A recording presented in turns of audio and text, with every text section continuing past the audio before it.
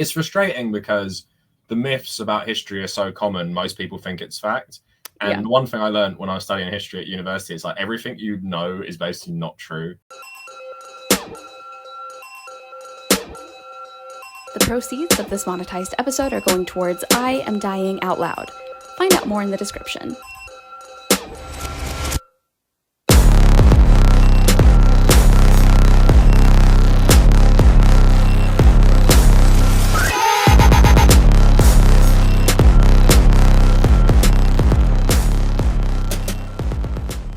Well, Cav, thank you so much for joining me today on Growing Up Fundie. I'm really excited to have you on my channel and on the podcast. I don't exactly remember how I found your stuff on Reddit, but a few months ago, I stumbled across your stuff on Reddit. I think somebody had shared it on a subreddit involving agnosticism or humanism, and I kind of went on a deep dive on your channel. And something that I thought was really cool was you cover a little bit of everything. You cover some pop culture, some like current events, a little bit of everything. But when I found your videos that were related to atheism and agnosticism, they were really in depth. Your videos don't come across as a guy who touches a little bit on everything. You really do your research. You have receipts, you've got clips, you've got argumentation, you've got refutation. I thought it was really fantastic. And then I learned that you have a degree in history and a master's in international relations, which I thought was really cool too. And I just wanted to get to know more about who you are behind the camera and how you even got started as, I think you said you originated as an atheist channel and then kind of went from there. Where did that come from? Yeah, so in terms of the atheist stuff is, I guess I could talk about growing up a tiny bit. So I'm raised Irish Catholic in England, so it's like a religious minority. I think the amount of Muslims and Catholics in England are quite comparable, which might surprise some people. Yeah. Obviously, there's a lot of terrible history between Irish Catholics. So it's the thing of Irish Catholicism, especially as like a religious minority, it's more like an identity rather than a religion. Yeah. Even though I went to church, I was an altar server even until I was like 15, so that's quite a long time. Yeah. I wouldn't say I believed in it, but obviously when you grow up in that environment, stuff kind of seeps through. Like I'd always think, well, God's not hearing me pray. Like he's probably not real. And I didn't have Catholic guilt either, because I was just like, when I was doing like bad things as a teenager, I was just like, well, if I'm going to hell for this, I guess everyone I know is going to hell, because if God is like that petty, and this is like I'm a teenager thinking this. And then I slowly developed like my more, I'd say I developed my religious identity more, or my atheist identity before my political one, which posed some problems. But yeah, basically like a lot of atheist people, like, what do you watch when you're, coming out of religion? You watch Sam Harris, Richard Dawkins, some other people. So that influenced me a lot. And I don't think in completely positive ways, but it influenced me enough to reject like faith completely. And then I went to university, studied history, and I started doing a lot of religious modules, started doing like the Crusades, the history of the New World with the Spanish, and some stuff to do with Islamicism. And I was like, I really find this fascinating, but it just adds to my argument so much that it's like nonsense basically. So I always tackled history, religious stuff from a historical angle rather than like, did God create the universe? Because I think sometimes it's too much back and forth, where the history one's really interesting to me because you see how religion develops in that it literally does not resemble the original form at all. Right. So in my mind, if God is even real or Jesus is even real, the religion you believe in is nothing to do with them, basically. We've still had it wrong for hundreds of years, even if he's real. Yeah. Well, it's like the Roman Empire have decided what your religion has been like 1,800 years if you're a Christian, like Emperor Constantine. But anyway, when I was learning all that stuff, also I learned about like this guy called Josephus. Josephus, is that his name? He was basically like a Jewish guy who defected to Rome, and he wrote a history of like the Roman conquest. Anyway, I just found that also super fascinating. So I started a radio show at uni, saved the name of Kavernacle for later. So I just called it something stupid. I forgot what it was. And then I made my first YouTube videos at university, but I didn't take it seriously. But also all my videos back then was just atheist. And I just thought like in my 21-year-old, 22-year-old brain, religion was the most oppressive thing in the world. And whether that be Islamicism, whether that be, Christian fundamentalism in Africa or America, or, sectarianism in other places, or stuff to do with Israel or anything like that, I just saw like religion is the worst thing. So that's when I started making all these atheist videos. And that's why if you watch my like more recent videos on atheism and skepticism and stuff, that's why I seem to know a lot, because I wasn't in the community, but I was consuming a lot of that content. Because we were talking about like Thunderfoot before, like that stuff. Not that I would watch like, oh my God, I agree so much, but I'm like very aware of people like that. But to me, I just found it far too right wing. And I think with the rise of ISIS, I think new atheism just became very xenophobic, and it kind of turned me off. I mean, it started with the rise of ISIS, but it progressively got worse with like refugee crises and stuff like that. So I found it very xenophobic, and then I just kind of developed my political identity a bit more. I was a bit of like a centrist, centre-left contrarian, I would call it. I had very weird politics.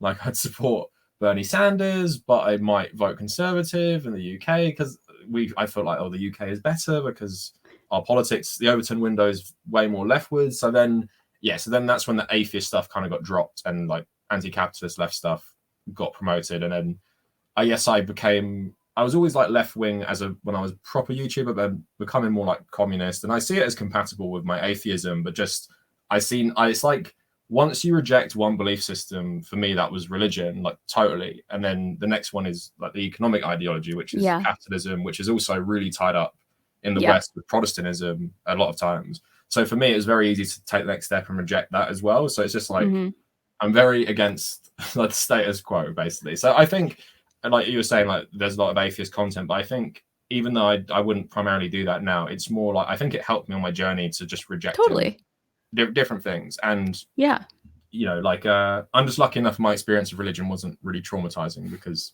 like I said, Irish Catholic minority religion in England, London, which is, you know, pretty progressive anyway, so it was okay, basically. So that's my journey from like, that's very interesting, religious to atheist content creator. And I think a lot of people who are not atheist would be surprised, because I do think, especially in the like YouTube sphere, I feel like there is this stereotype where if you're atheist, that also means you're far left-wing individual, especially here in the United States, when in reality, atheism has its own right-wing and left-wing individuals. You can find some extremely right-wing people who also just happen to not believe that God exists.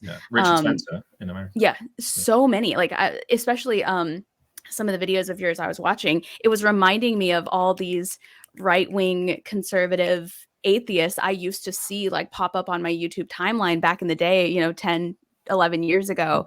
And so it's very interesting. And now this might be a dumb question, and I mean no offense, just out of curiosity. Do you have to be Irish to be Irish Catholic, or is Irish Catholic a type of Catholicism? It's not a type of Catholicism, but it is like an identity, and it pretty much stems from being othered by the British colonization of Ireland and Northern Ireland. So you can have Northern Irish Catholics. So Catholicism in Ireland is tied up with republicanism. So Catholic communities in Northern Ireland, which is still part of the UK, they vote for Republicans who want unity with the Republic of Ireland. So it's kind of like you can't escape your Catholic identity, because if you come from the south of Ireland, you will be Catholic. And if you go to the north and you run in with maybe the police and stuff, they will know that, and they will probably treat you differently based on your Catholic identity, regardless of if you believe in it or not. So it's like how a lot of people identify as Muslim without actually believing in Islam, because it's kind of like put onto you by society. And obviously in a, you know, white society, no one ever says anything to me. Like no one's ever said anything to me about being from an Irish background. But in my mum's generation, and she has an English accent as well, because my grandparents are immigrants, they would say something to you because you have an Irish name. And it's all just associated with being the negative associations of being like a terrorist, basically. You're an Irish Catholic. Like xenophobia. Like a Fenian is a slur. So Fenians were like the OG IRA in like the 1800s. So you call like an Irish Catholic a Fenian. And so it's not like a different thing of it, but it's, like I said, it's an identity. So it's important to say, like, I wouldn't say, oh, I'm Irish, and then they'd be like, well, what religion? You're just like, oh, I don't know. It's like, you know, you Irish Catholic upbringing, but it doesn't necessarily mean fundamentalist religion or anything like that. It's just like more like anti-imperialist republicanism, which is very common. So it is a good question, because lots of people will say they're Catholic in Ireland. Lots of people don't believe in God. So it's very contradictory, but it's what they will say at the same time. I almost feel like in countries outside of the United States, your religion almost kind of becomes like a race where like you are Catholic, but you don't go to church, you don't believe in Catholicism, but you're Catholic or Protestant or whatever. Whereas I feel like in the United States, it's you are Christian and you live, breathe, die Christian, or you're not. There's no in between, even though there is. They just like to pretend there isn't. I was reading something about that. I think it's just the cultural element. So like, I think they said it's like Irish Catholic, Hindu Indians, and Shiite Muslim Iranians. It's like such a cultural identity because of how long that like a massive majority have been there. Yeah. So even if you don't necessarily believe in it, it's like it's kind of just like part of being Iranian or from parts of India or from Ireland and stuff. So yeah, like you're saying, it's like not everyone is like fundamentalist, whatever, but you have that identity based on history, basically. Interesting. And so in your family or even in the area where you live, I guess atheism wasn't something you actually had to come out as. It wasn't like a surprise or a shock to anybody. No. So my parents, like, they're like really secular and they say they believe, but then it's kind of like, I don't think they do, but they say they do based on tradition. Like my grandma, if you know any like okay, I'm going to say Mediterranean. My grandma just looks insanely Mediterranean. Like I must have some immigrant background in Ireland, but if you've seen like these old like Italian grandmas, that's my grandma. She's like saintly religious, like so crazy religious. Wow.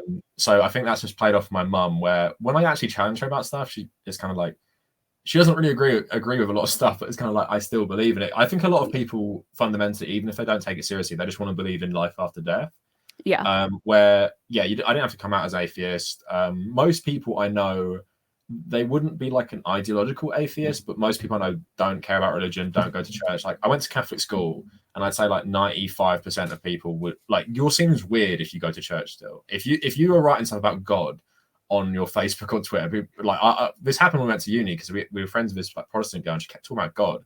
And I was like, this is so strange. And she didn't go to religious school. And I was like, we literally got raised in 2 religious schools and none of us care about it. That's so wild. It is very, I think when I was watching Spotlight, that film about the Catholic Church, and they're all talking about like being raised Catholic, but none of them believe in it.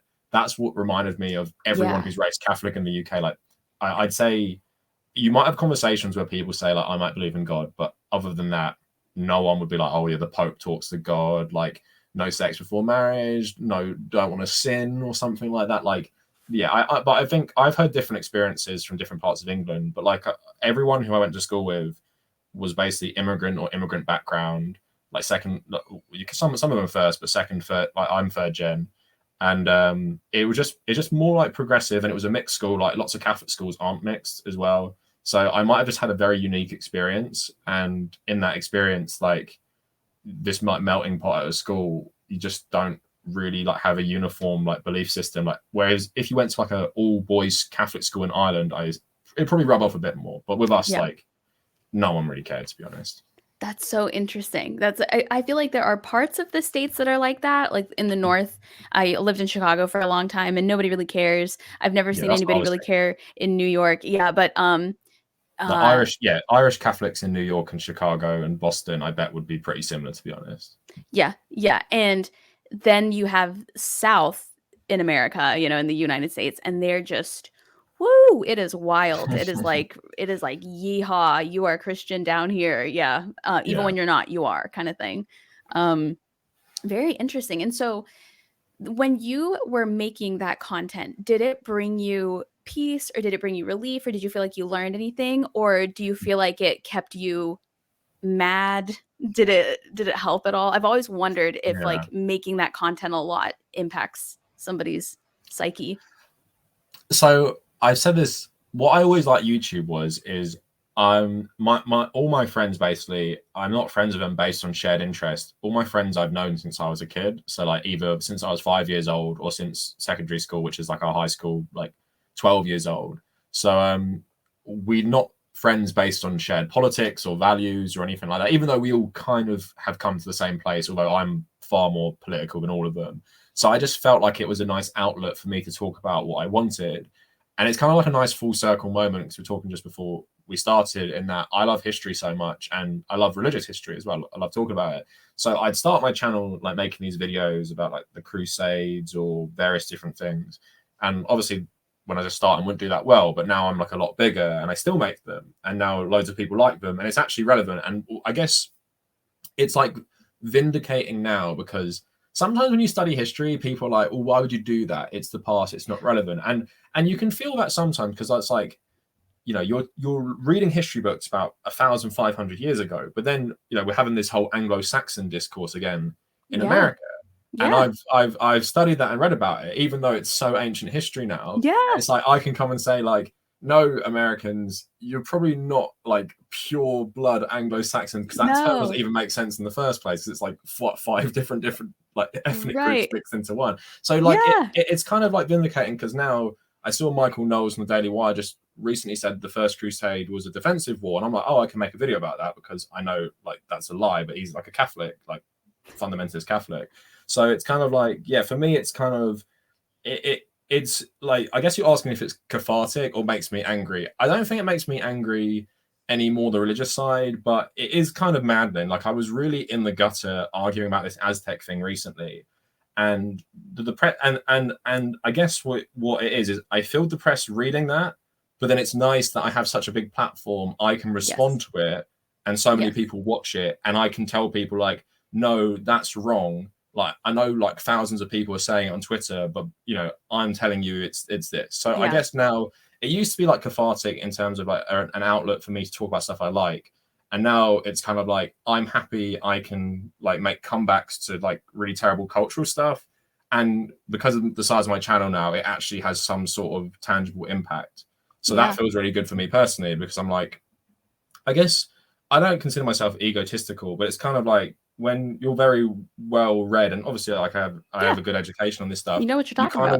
You kind of want to use that to push back against stuff, and just sometimes it's just about like the facts, really. It's not about like my opinion. It's like, no, this is just like wrong, and that's why I like using my religious knowledge and everything to like combat all that stuff, especially because when you get older, that's, I guess what I've learned is how much fascism relies on very revisionist history, especially of religious groups and stuff. It can be of pagan groups like Spartans and Vikings and Roman Empire, but also like now, like, you know, Spanish conquistadors is one, and what they did. And it's just very like, for me, it's just feels very vindicating now, but in a depressing way, that the far right are so emergent on social media, on like in America especially.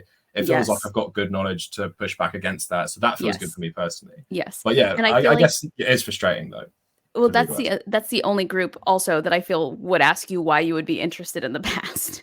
I truly, the minute you said that, I was like, oh, right-wingers, right-wing Americans. Yeah, that sounds about right.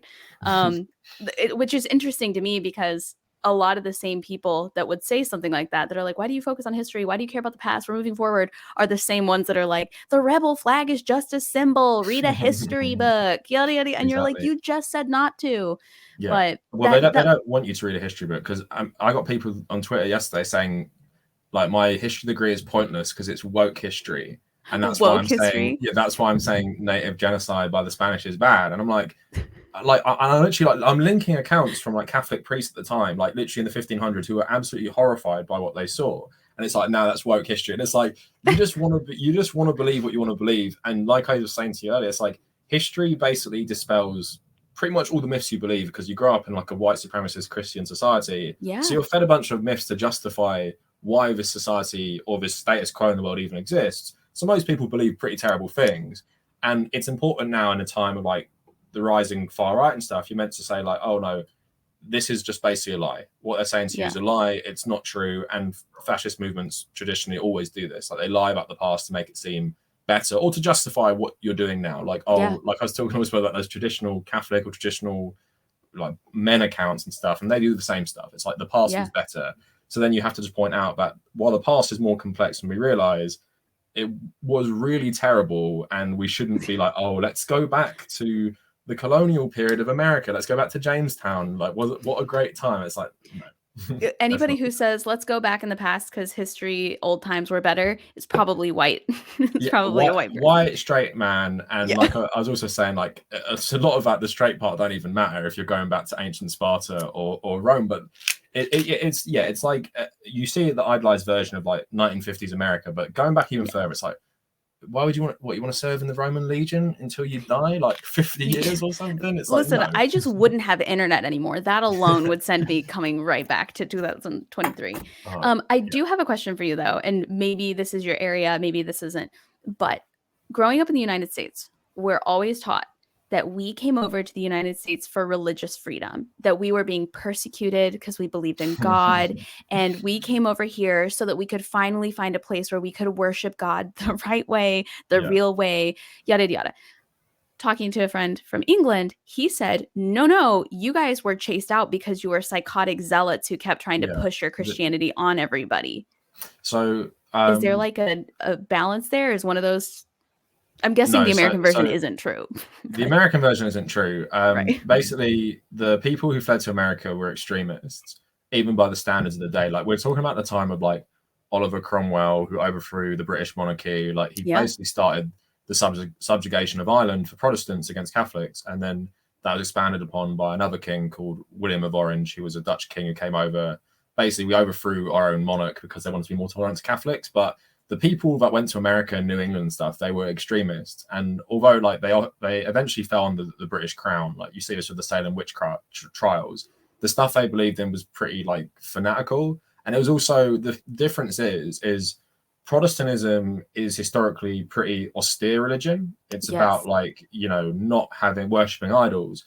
But the Church of England is Protestant. But the Church of England is basically the Catholic religion with the monarch of the UK as the head of the church, and divorced. So, if we're talking about Henry VIII, for sure, that's definitely part of it. But also you have historic, like that's the short version, but you have like King Alfred the Great, who had his own church. They kind of wanted to bring that kind of back, like this more independent church. But yeah, like this was more like had loads of wealth. It was, like I said, basically the Catholic Church, but a different version. So the Protestants in the UK, like I'm not sure what the original ones were, like probably Calvinists or Lutherans. That was not compatible with the Church of England. So, and this is why they went there, because they were extremists. But obviously, just ordinary UK people came later anyway, and like the British government came to settle. But yeah, like religious freedom is an interesting way to put it. Like having this really, really fanatical Protestant, like austere system where like the only day off was Sunday, and like you work to death basically to appease God. Like that's the Church of England is a bit more like the Catholic Church. So all you've got to think about is the mainstream Protestant movement in the UK was the Church of England, not Lutheran or Calvinist like in France or Northern Europe. So that explains the difference. It's basically like if you think about how Lutherans and Calvinists view the Catholic Church, it's probably how the original American settlers who were very religious, they viewed the Church of England, because it was like very wealth driven. And obviously if you have the king as the head of the church, it's probably, you probably think it's an affront to God or something, because it's not appointed by God. Right. And there's the whole like don't worship idols thing, the Calvinists, man, those are some of the most intense religious people I've ever met or heard of. But I've always thought it probably went a little bit more like we were the people with the billboards on the corner talking about how like the end is near and like repent or you'll burn in hell. And everybody in Europe was like, hey, can you go somewhere else with that? And we were like, my God, we cannot worship here. Wow. Thank you. We're going to go find freedom where we can do things the right way. And the weird thing is, we have not changed one bit. We have not changed at all. And yet, for some reason, that version seems so complicated for us to get in line with. It's like, we were crazy zealots? No, we're only crazy zealots now. That's only a modern thing. Well, it just explains the whole difference in the a relationship between Americans and religion and British people and religion. Like, I do admit that Ronald Reagan ushering in this crazy evangelical right as like a mainstream political force might have skewed people's perception of how religious Americans actually are, because I wouldn't say they're a fringe, but they're still like a minor. It's like Roe v. Wade. Like, was it like 70% of Americans supported keeping it? And that includes Republicans. But also at the same time, even if you look at the battles between the British Empire and the American revolutionaries and like what happened afterwards, it's pretty clear the American revolutionaries were far more like zealous about their religion, like in how they conquered the native peoples and stuff like that. And obviously like Britain today is secular. If if you talk about religion, really, like instead of like a throwaway comment, maybe, but if you start talking about like God tells me to do this, people are like, you're a weirdo, and like most of this country still identify as Christian, so it's like, and in America, it's like, I think I read a poll, it might be a bit old now, it's like they'd rather have a Muslim president than an atheist president, which is crazy considering how xenophobic parts of America are, especially. And this was during the war on terror, like at the height of the war on terror, they said they'd rather have a Muslim than an atheist. So it's just kind of like, you know, this American society generally is just way more, and obviously the anti-communism plays a massive role. Like you have the UK, which is like the birthplace of communism, and then you have the America, which is like the birthplace of insane anti-communism. Well, I'd say Russia is the birthplace of anti-communism, but America's it falls in behind as well. That's why they changed the Pledge of Allegiance to have loads of religious stuff. It was in the 50s to be like anti-communist and stuff. So like it is a very weird difference. Well, and I think also something interesting you brought up is, you know, they would rather have a Muslim president than an atheist president. Something even weirder that I experience here in America, I'm not sure if it necessarily makes its way out of America, is here it is worse to be the wrong type of Christian than not Christian at all. So, for example, if a Presbyterian and an atheist were running, a lot of evangelical Christians that are not Presbyterian would rather vote for the atheist than for a Presbyterian. It's the wildest thing I've ever seen. Like, for example, I grew up Baptist. I grew up Southern Baptist. And I thought that was what was considered Fundie. I thought that was evangelical. And still I started meeting evangelicals and talking to them and fundamentalists and talking to them through the podcast. And it turns out Baptists have always been the not real Christians. We're always the wannabe fake Christians because we don't do everything. Apparently people hate us. I had no idea. But that's such an odd thing that I've run into is like, yeah, we're Christian, but we're Baptists. We're not, you know, the Pentecostals, the weirdos. We're not the Methodists who don't really pray. They just want to claim they're Christians. It's very strange. It's very weird to me because these words you're saying, of course I've heard them. And I think, was Hillary Clinton a Methodist or something? I think so. And so, but I'm like, I don't even know what that means, because it's like, I have Lutheran, Calvinist, Church of England, that's Protestantism to me. But then you're saying Methodist, Baptist, and it's just like all these different sects of American Christianity, which, like, I don't know what even blends into that, like, different, because obviously I can tell you. I can give you a crash okay, what's the difference between? So you said Presbyterian, Baptist, and Methodist. So that's the three main ones. Oh, there's more. There's so Baptist, I would say, is the easiest one to be a part of, because Baptist is where you're at also when you're kind of deconstructing. Like, a lot of people who I've never seen step foot in a church ever will say that they're a Baptist because it's just easy to say. Oh, okay. So Baptists love casserole. If you go to church and you have lunch afterward, there's always going to be a casserole. Methodists are like super liberal religious people. So if you go to a Methodist church, there might be a female pastor. There might be an LGBTQ affirming pastor. You're going to find that at the Methodist church before you're going to find that anywhere else. So whenever somebody's Methodist, it's like, oh, so they don't take Christianity seriously, I guess. But oddly enough, they also do communion like a Catholic. Catholics. Yeah, which is interesting to me. Then you've got like your Calvinists, right? Which everybody thinks are crazy. Then you've got your offshoots like the Duggars, like IBLP, which are like cults. You know, we've got, and everybody agrees they're crazy. Whether you're Methodist, Baptist, Presbyterian, Pentecostal, everybody thinks IBLP and those guys are crazy.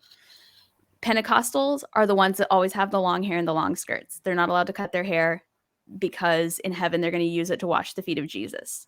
So anytime you see a woman in the South who's got really long hair and is wearing a denim skirt that like touches the floor, she's a Pentecostal. Oh my God. I've never heard of that. Well, see, I only know this because I grew up like steeped in Southern religion. I wouldn't expect anybody else to care about this. Like, why would they even care? But because you want to make it so apparent that you're one of the good ones, you know exactly who the other ones are, if that makes sense.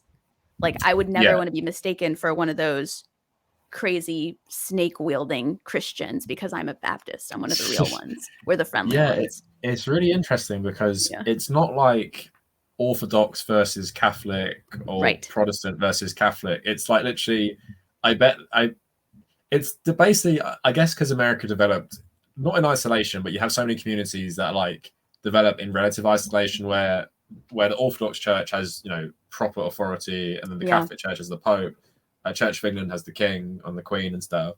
So I guess it's interesting that like these places could just develop, and like you're saying, some have communion, but that's a Catholic thing. Yeah. And I don't even know if that's a Church of England thing as well. I wouldn't be surprised, but it's just like pick and choose what you want, but also take parts of the Bible and just be crazy about it. Like, I bet there's Christians that don't eat like lobster and stuff because of the Bible. Literally. Yeah. Like fundamentalists. So you've got the fundamentalists, right, who literally believe the fundamentals of the Bible. Like what it says is what it says. And you've got the evangelicals who are like, no, that's a metaphor. We still don't like gay people, and we still don't want you to have sex before marriage, and we're going to shame you about a bunch of stuff. But like, where the Bible says mean things, that's just a metaphor. That's not actually what it says. Yeah, you know, that's basically what I got taught, to be honest. Yeah. Like, I didn't get taught Adam and Eve was real, and I went to Catholic school. Really? Adam and Eve and Noah, they never told us. They said that was the story, like a parable, basically. That makes more sense, too. Yeah. Old Testament is basically not seen as real, apart from the historical things like Solomon and David. But even like David versus Goliath was never taught to us like Goliath was real. Yeah, it shouldn't be. That's that's like the most wonderful thing I've ever heard, because it should not be. It is. Yeah. And which is absurd, isn't it? Like, and it's also it's the hardest one to reconcile with reality. Like, if I'm believing Jesus is the Son of God, at least it's written in the hindsight of here is Jesus, whether he existed or not, in a historical time period. Here is like the King Herod, here is Pontius Pilate, and it's like, okay, like it seems a bit more real. But when it's like, oh yeah, the earth was created like 7,000 years ago, here's a massive flood but there's no record of. It's like Moses, and it's like there's no record of this migration of Jewish people going to Egypt at this time. And it's like, it's so easy to debunk, where at least with Jesus, it's kind of like, because there wasn't good records, you only have like 3 Roman scholars, some mention him, some don't, and it's kind of like, oh, like maybe he existed. But like with the Old Testament, it's like, well, none of that existed. And that's why I guess it's probably a better, like, for religious people to not emphasize that any of that stuff is real, because it's so easy to debunk. It would be so, I feel like, so we're having like a mass exodus in the US of people being like, no, I'm not religious anymore. Well, I say mass exodus, but it's more people than ever before. In no way is Christianity threatened or anything. But I feel like a lot more people would stay religious if somebody were like, this sounds like Aesop's fables to me. I get it. They're trying to teach me a lesson through these characters that never existed, as opposed to, no, all human beings came from Adam and Eve. The Nephilim were real. They were real things that existed. And there's nothing you can tell me that's going to make it not true. And you're just like, yeah. And it's so easy to see how that would not be the case. I don't know. Well, it's also because the contrast is so stark between Old and New Testament. Like, if you're a Hindu, you believe in like a multitude, like a pantheon of gods, but none of your religion like basically carries over into contemporary history. So trying to reconcile that the Son of God was alive during the Roman Empire, but everything else happened like so long ago, there's literally no record of it. And it's like, how am I meant to reconcile? Like, one could be reality and this person could have existed, and the other stuff is just pure like nonsense, like a snake, Garden of Eden. And it's like, so that basically, because the first time I learned about Richard Dawkins was in religion class. Like, we learned about all the different faiths, including atheism. And like, we were exposed to that, and we taught science as well in school. So we were never taught, like, I don't think a Catholic school can reconcile teaching kids science that like the earth is millions of years old or like billions of years old. It's like, and here is the religion that says that no, it's fine. Like that, I think they had to blend it in a way. I don't know if it's like the English Catholic Church have decided on this course that, you know, this is what, you know, we're going to teach now. But like, we were never taught anti-science stuff. Vague, maybe. I forgot the word now. What's the word of just not having sex that religious people? Oh, abstinence. Abstinence. There was some abstinence taught by like third-party groups sometimes. Yeah. But there was also like sexual education and stuff. Right. So it's kind of like we were saying, if you want people to stay religious, I would just like focus, if it's in a secular society as well, I just focus on the stuff that like can make a bit more sense. Like, oh, Jesus was a good guy. Here's him doing good things in this like time, which was quite like tumultuous, rather than, oh yeah, here's a terrible God wiping out all humanity because they didn't worship him enough, and like Noah's Ark and stuff. Like but it's insane that like people do actually like believe that. Like and it's crazy that in more like secular societies, like the US, for example, is relatively secular. It's like they still believe like Noah's Ark or the Garden of Eden and stuff. Yeah, rapture anxiety, real thing. It's a real thing. The rapture is still like a big belief here. I was telling somebody about the rapture the other day, and they did not believe me. Somebody who's raised non-religious. I never even learned about Armageddon properly until we read the Bible at university and studied Armageddon, like biblical prophecies and stuff, because it's like the thing people don't realize that in my third year of university, we did a module called the Bible and History where we actually had to read the Bible, and it was so fucking insane. I was like, I can't even believe like this is part of the same religion.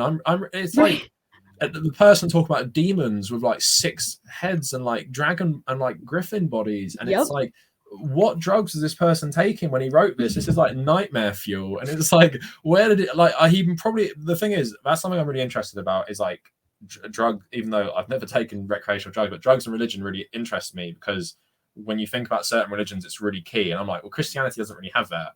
But then I'm thinking about like maybe ancient Jewish people who wrote the Bible. I'm like, they probably were doing something, because some of this stuff is absolutely crazy. Yeah. And that's what like shocked me. I was like laughing, like we were reading it. I was like, this is so hard to read, and it's also insane. Like it's like I'm reading. It's like I'm like I don't know, like a mad person's written this, like a and fever dream. Yeah, it is like someone's just written down some hallucination they've had, and it's just like the fact that people read that like, yep, Armageddon with this terrifying 5-headed griffin thing coming over to destroy all Jewish people in the Roman Empire. It's like, oh yeah, like that sounds rational. Like, but the thing is, most people don't read that part. Like, they don't read it at all. That's the problem. Most people don't read it at all. This vague notion of nuclear Armageddon, or like what a lot of I don't know if you were taught this. Evangelicals are taught support Israel so it can start war with Iran, start Armageddon, where all Jews will be killed if they don't convert, and Christians will be taken to New Jerusalem. Have you heard this one?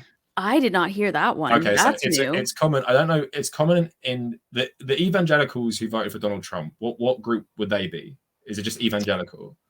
So evangelicals as a whole covers a few different religions. But I mean, that doesn't surprise me at all. Just random blanket evangelical Christians saying something like that or believing something like that. That's not surprising. So basically, it's like what Ken Copeland believes in and stuff. It's really insane. So so basically, so a lot of people get charged with being anti-Semitic for criticizing Israel, but it's often by people who are evangelicals. Yes. Like you hear a lot with Republicans, or Ilhan Omar, the anti-Semite, or AOC, the anti-Semite. They said something bad about Israel, but they only support Israel as part of biblical prophecy.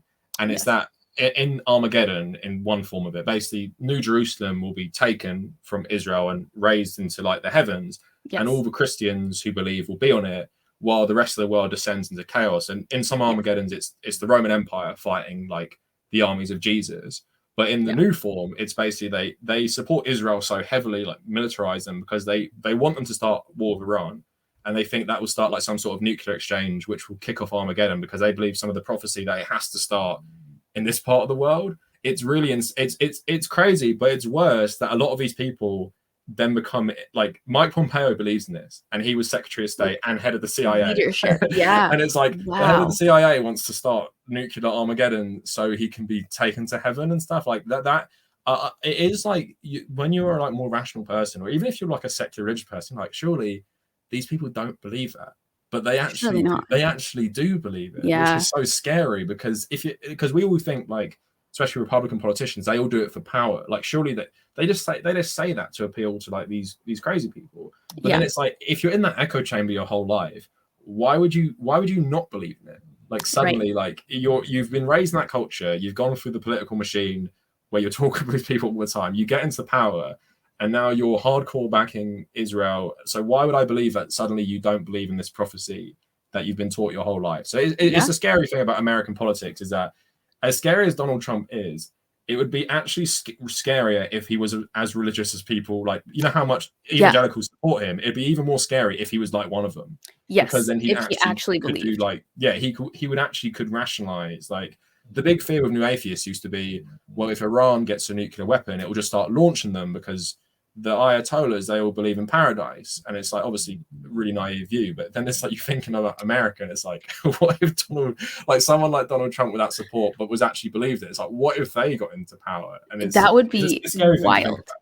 Although I do think that most people who got a lot of money and a lot of power by either using religion or directly through religion, I do think that they actually are entirely atheists. Like Kenneth Copeland, I don't think that man believes in God. I think he literally just likes being a multimillionaire. Benny He failed Hinn as a back in the singer day. and then Yeah, like all these megachurch pastors, I don't think Joel Osteen actually believes in God. I think at a certain point, you're just a businessman who understands that you can make a ton of money by it's like that lying to Hillsong people. guy. What is his name? The one with friends with Justin Bieber. Yes. I know who you're talking about. I was just talking to somebody. Greg? I made a whole video on him ages ago. Yeah, I was just talking about him the other night. Let's see, leader of Hillsong.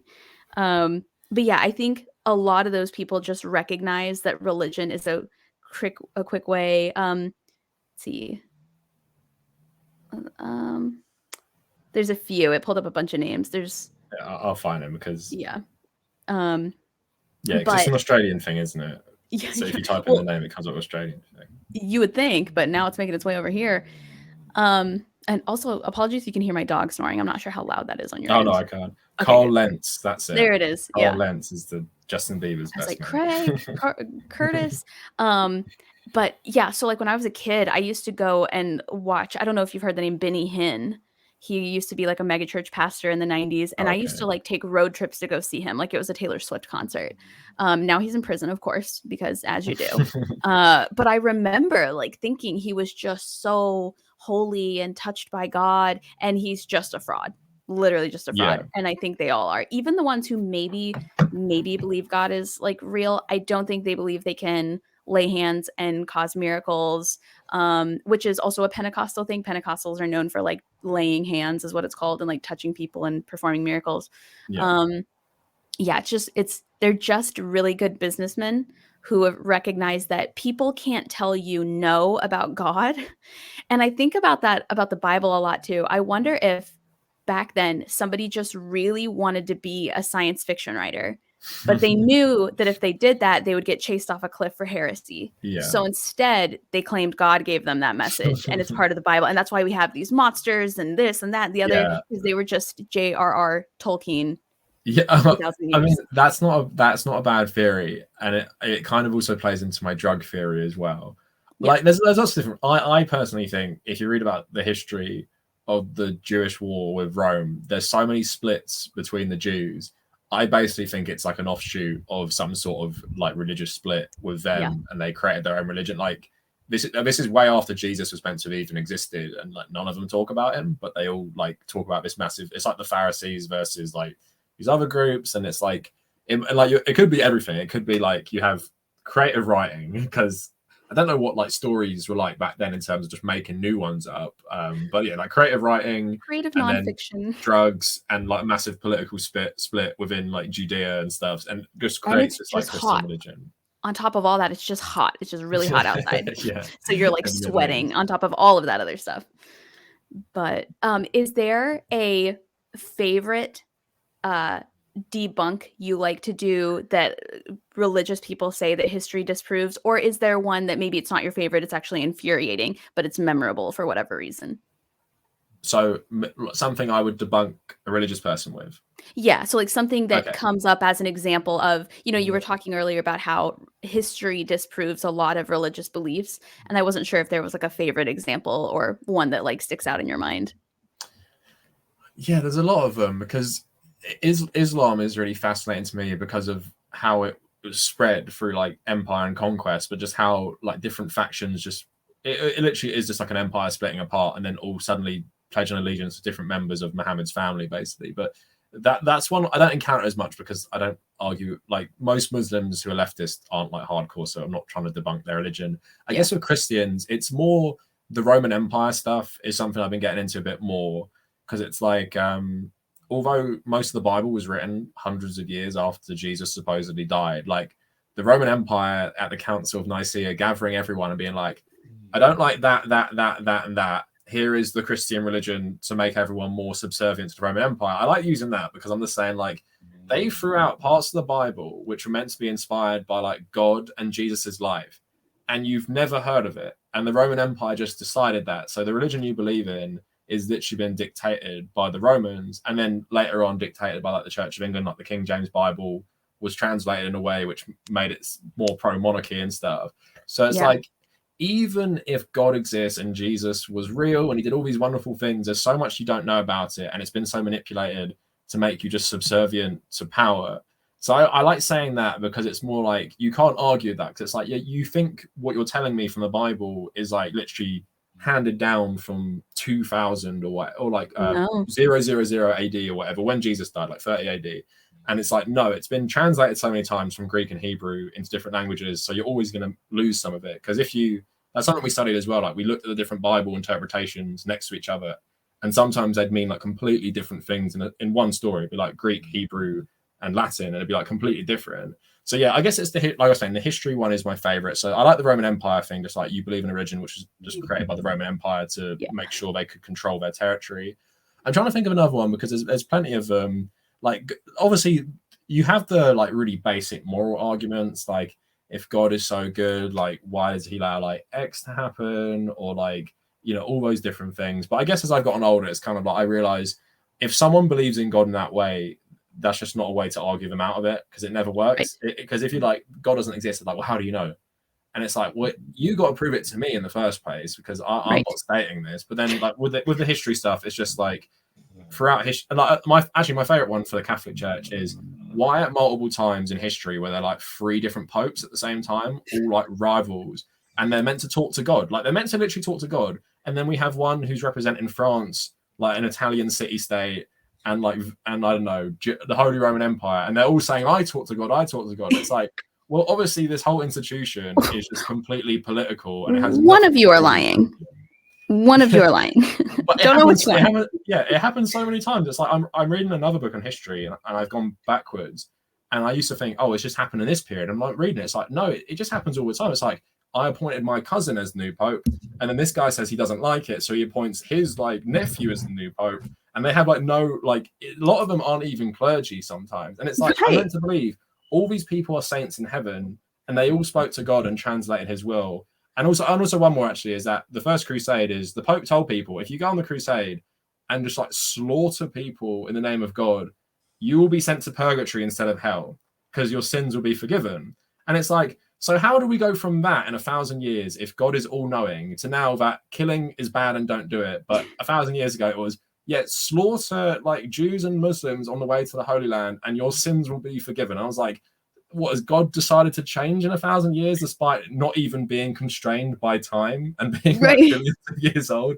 So it's just like logical stuff like that. It's like, why have the religious rules changed so much when God is like timeless? Like, he's not sitting there thinking like, oh shit, I shouldn't have told the Pope that one. Let me rein that back in. Would make us more in 2023. Let's be more tolerant to gay people when I've told them to like burn them at the stake throughout. It makes no sense. So that's why I like the history argument, because it's like all your rules of religion are just dictated by politics of the time. Yeah, and it's not. And people are like, well, what would you have?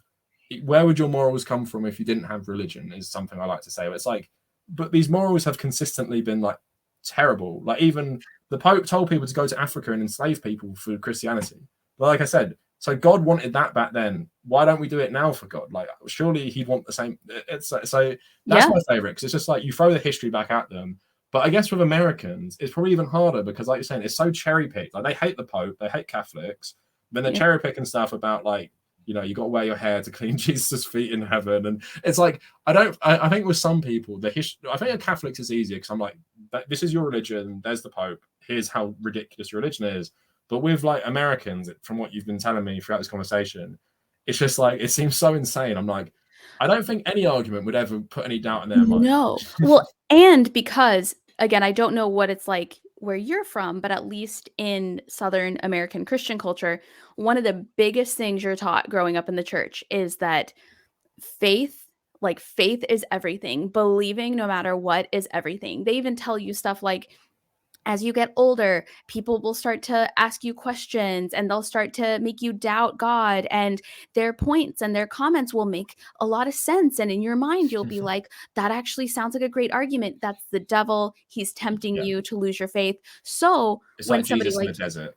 Right. So when somebody comes to, like you, comes and is like, hey, but what about this historical fact that disproves a lot of what you're saying? This Christian person goes, oh my God, this is what they were warning me about my whole life, that people would come and they would try to get me to doubt God. No, I have to double down. I have to believe. I'm on God's side. I can't fail. It is smart, isn't it? It's like, you can never lose then, because it's like, anyone debunking everything is just the devil. And as Jesus proved, you've got to reject the temptation of the devil.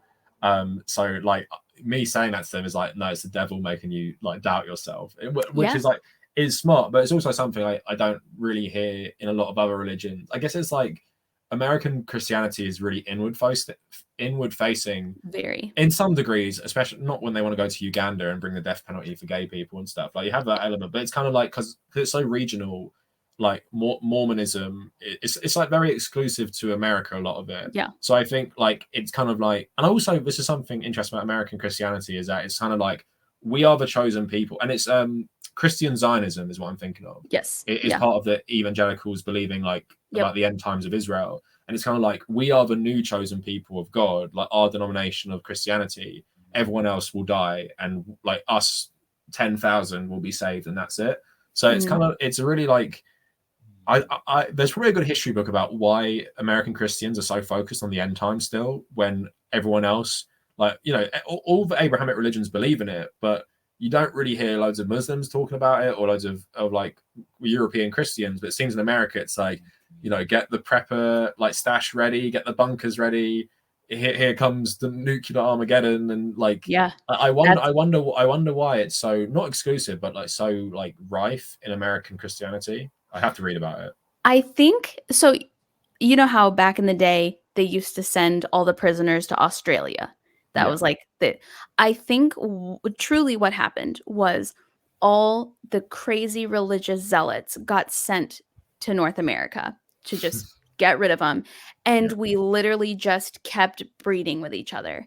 And anytime a different group would try to come in and be a part, or like just discover America again, kind of like we discovered it the first time, we'd be like, you can stick around, but only if you follow our rules. And those people didn't want to get burned at the stake. So they were like, sure. So the next thing you know, you've just got everybody here is like a crazy evangelical, whatever. But as they like broke off and kind of traveled the hundreds of thousands of miles across from one another and like went different parts of the country, I think what we would now know as cult leaders got to make up their own rules.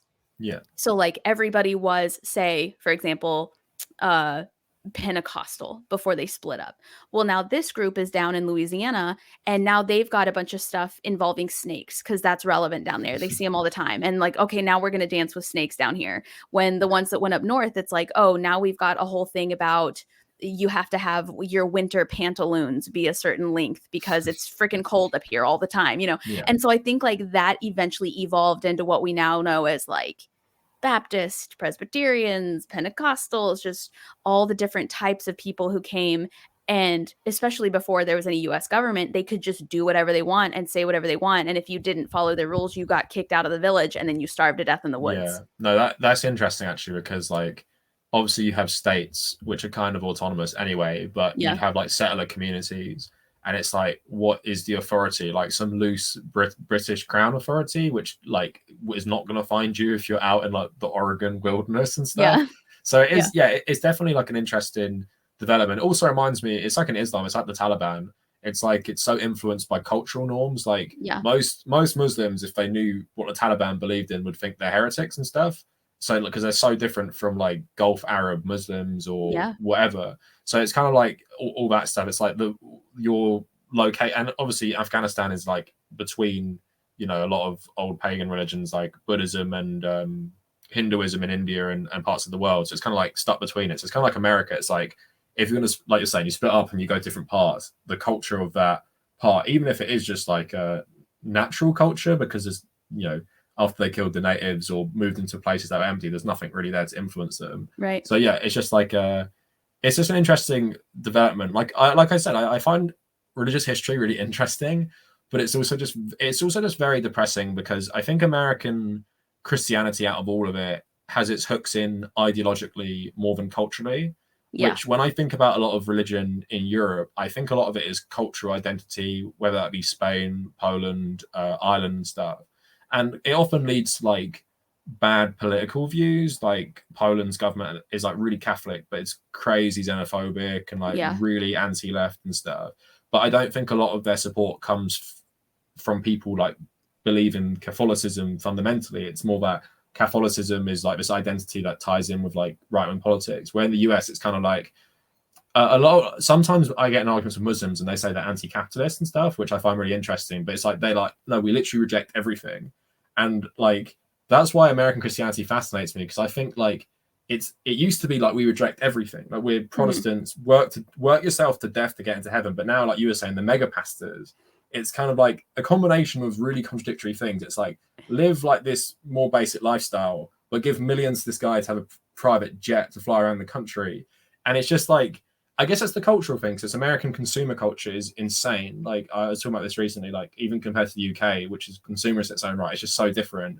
So like different. If a religious leader's flying around on private jets in Europe, you'd be like, no. But in America, it's like, here's like 10 of them, like and they're all different, and it's like and they're all like so wealthy, like Kenneth Copeland, and you're talking about like, is it Joel Osteen? So yeah, like I need to read more about it, to be honest, because it must be interesting for you just to like have all these conversations and be like, not only did I grow up in like a really weird version, it's just like so much more extreme than everywhere else, basically. But it's America, which is meant to be more like progressive and stuff in some ways. And I think also maybe part of the reason why America has this issue and a lot of other countries, it just looks insane to them, is because I think Christianity lucked out when we started having like economic issues, when we started having political issues, when we started having, even like global warming. I think America has such a like forcing the news down your throat type fear mongering society that I truly think one of the reasons why the megachurch people thrive is because people are so tired of having to make informed decisions that they would much rather somebody else tell them how they're supposed to live their life and just do it. So like if Kenneth Copeland tells you pray and like don't eat pork or whatever, you're just, okay, fine. Kenneth Copeland says, I'm not going to look too far into it. I'm exhausted. I'm tired. This is too much. I'm old. I'm an elderly person and I'm really scared of, Gen Z or whatever. Like I'm just going to do what Kenneth Copeland tells me to do. And then it just spirals from there. Yeah, and it's sad as well, because with America, more than most, there's not like this social safety net really for a lot of people. So it's kind of like you got to rely on community a bit more.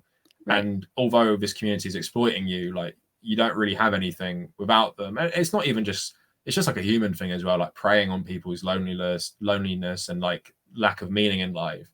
And I think what's hard about like atheism to these people is you've got to reconcile with yourself that like, there's no like inherent meaning to you being born. Like it's like an animal being born. There's no plan for you. And also I think a big part of like the Protestantism and even the Protestant work ethic, it's suffering is good. So don't change anything. Like, this is a test by God and you'll have eternal paradise. So if you're falling on hard times, starving or whatever, it's God's plan for you. So you can have comfort in that, rather than for most of us, it's like, oh, like this is terrible. And like, that's just the brutal world we live in. So like I think I can understand in that regard, like even how these people get to the mindset of I don't have any money. Like I've read stories of people bankrupted themselves giving money to these churches, and it's like you think like how the hell could they justify that? But when you read it a bit more and you think about it, you're like I can understand a bit, because they think like so much that this is how they're going to get into heaven, and if their life's miserable in the short term, then that's just part of how you get there in the first place, which is obviously like a fundamental difference between Catholicism, which is basically like just say sorry and you go to heaven. Like I've literally had arguments with Catholics that if Hitler said sorry before he shot himself, he'd be in heaven. Like that's how lenient some Catholics are about the requirements to get to heaven. It's literally like accepting God and ask, like Jesus dying for our sins is like saved us all. So literally just believe in him and say sorry all the time. Like confession is like a big Catholic thing. That's literally what it is. It's like confess your sins and you're forgiven. Where with America, it's like, no, work to work yourself to death and live in poverty, and then you go to heaven. Right. America has two attitudes. They say, work yourself to death and go into poverty, and then once you die, you go to heaven. Yeah. Or they say, oh, you have to work yourself to death because you're in poverty. You must have done something to earn this karma. Like, you must have done something. You must have not lived your life right. It's very like, religion here is very, the onus is always on you. It's because you sinned. It's because you went against God. It's because you aren't strong enough. It's very, and I think that's why people are so willing to bend to the will of these megachurch pastors and things, because they want as much of the responsibility to be off of them. And they would literally rather just follow whatever rules they say than constantly worry about their salvation 24/7. Yeah, no, that definitely makes sense. And also like the education system skewing like people's perspective on what's right. And then I guess it makes them more susceptible to this stuff. There's a book about Protestantism and capitalism I really want to read, because it's like in the American context, and just like how basically capitalism is basically like a new form of Protestantism that we all believe in, especially Americans.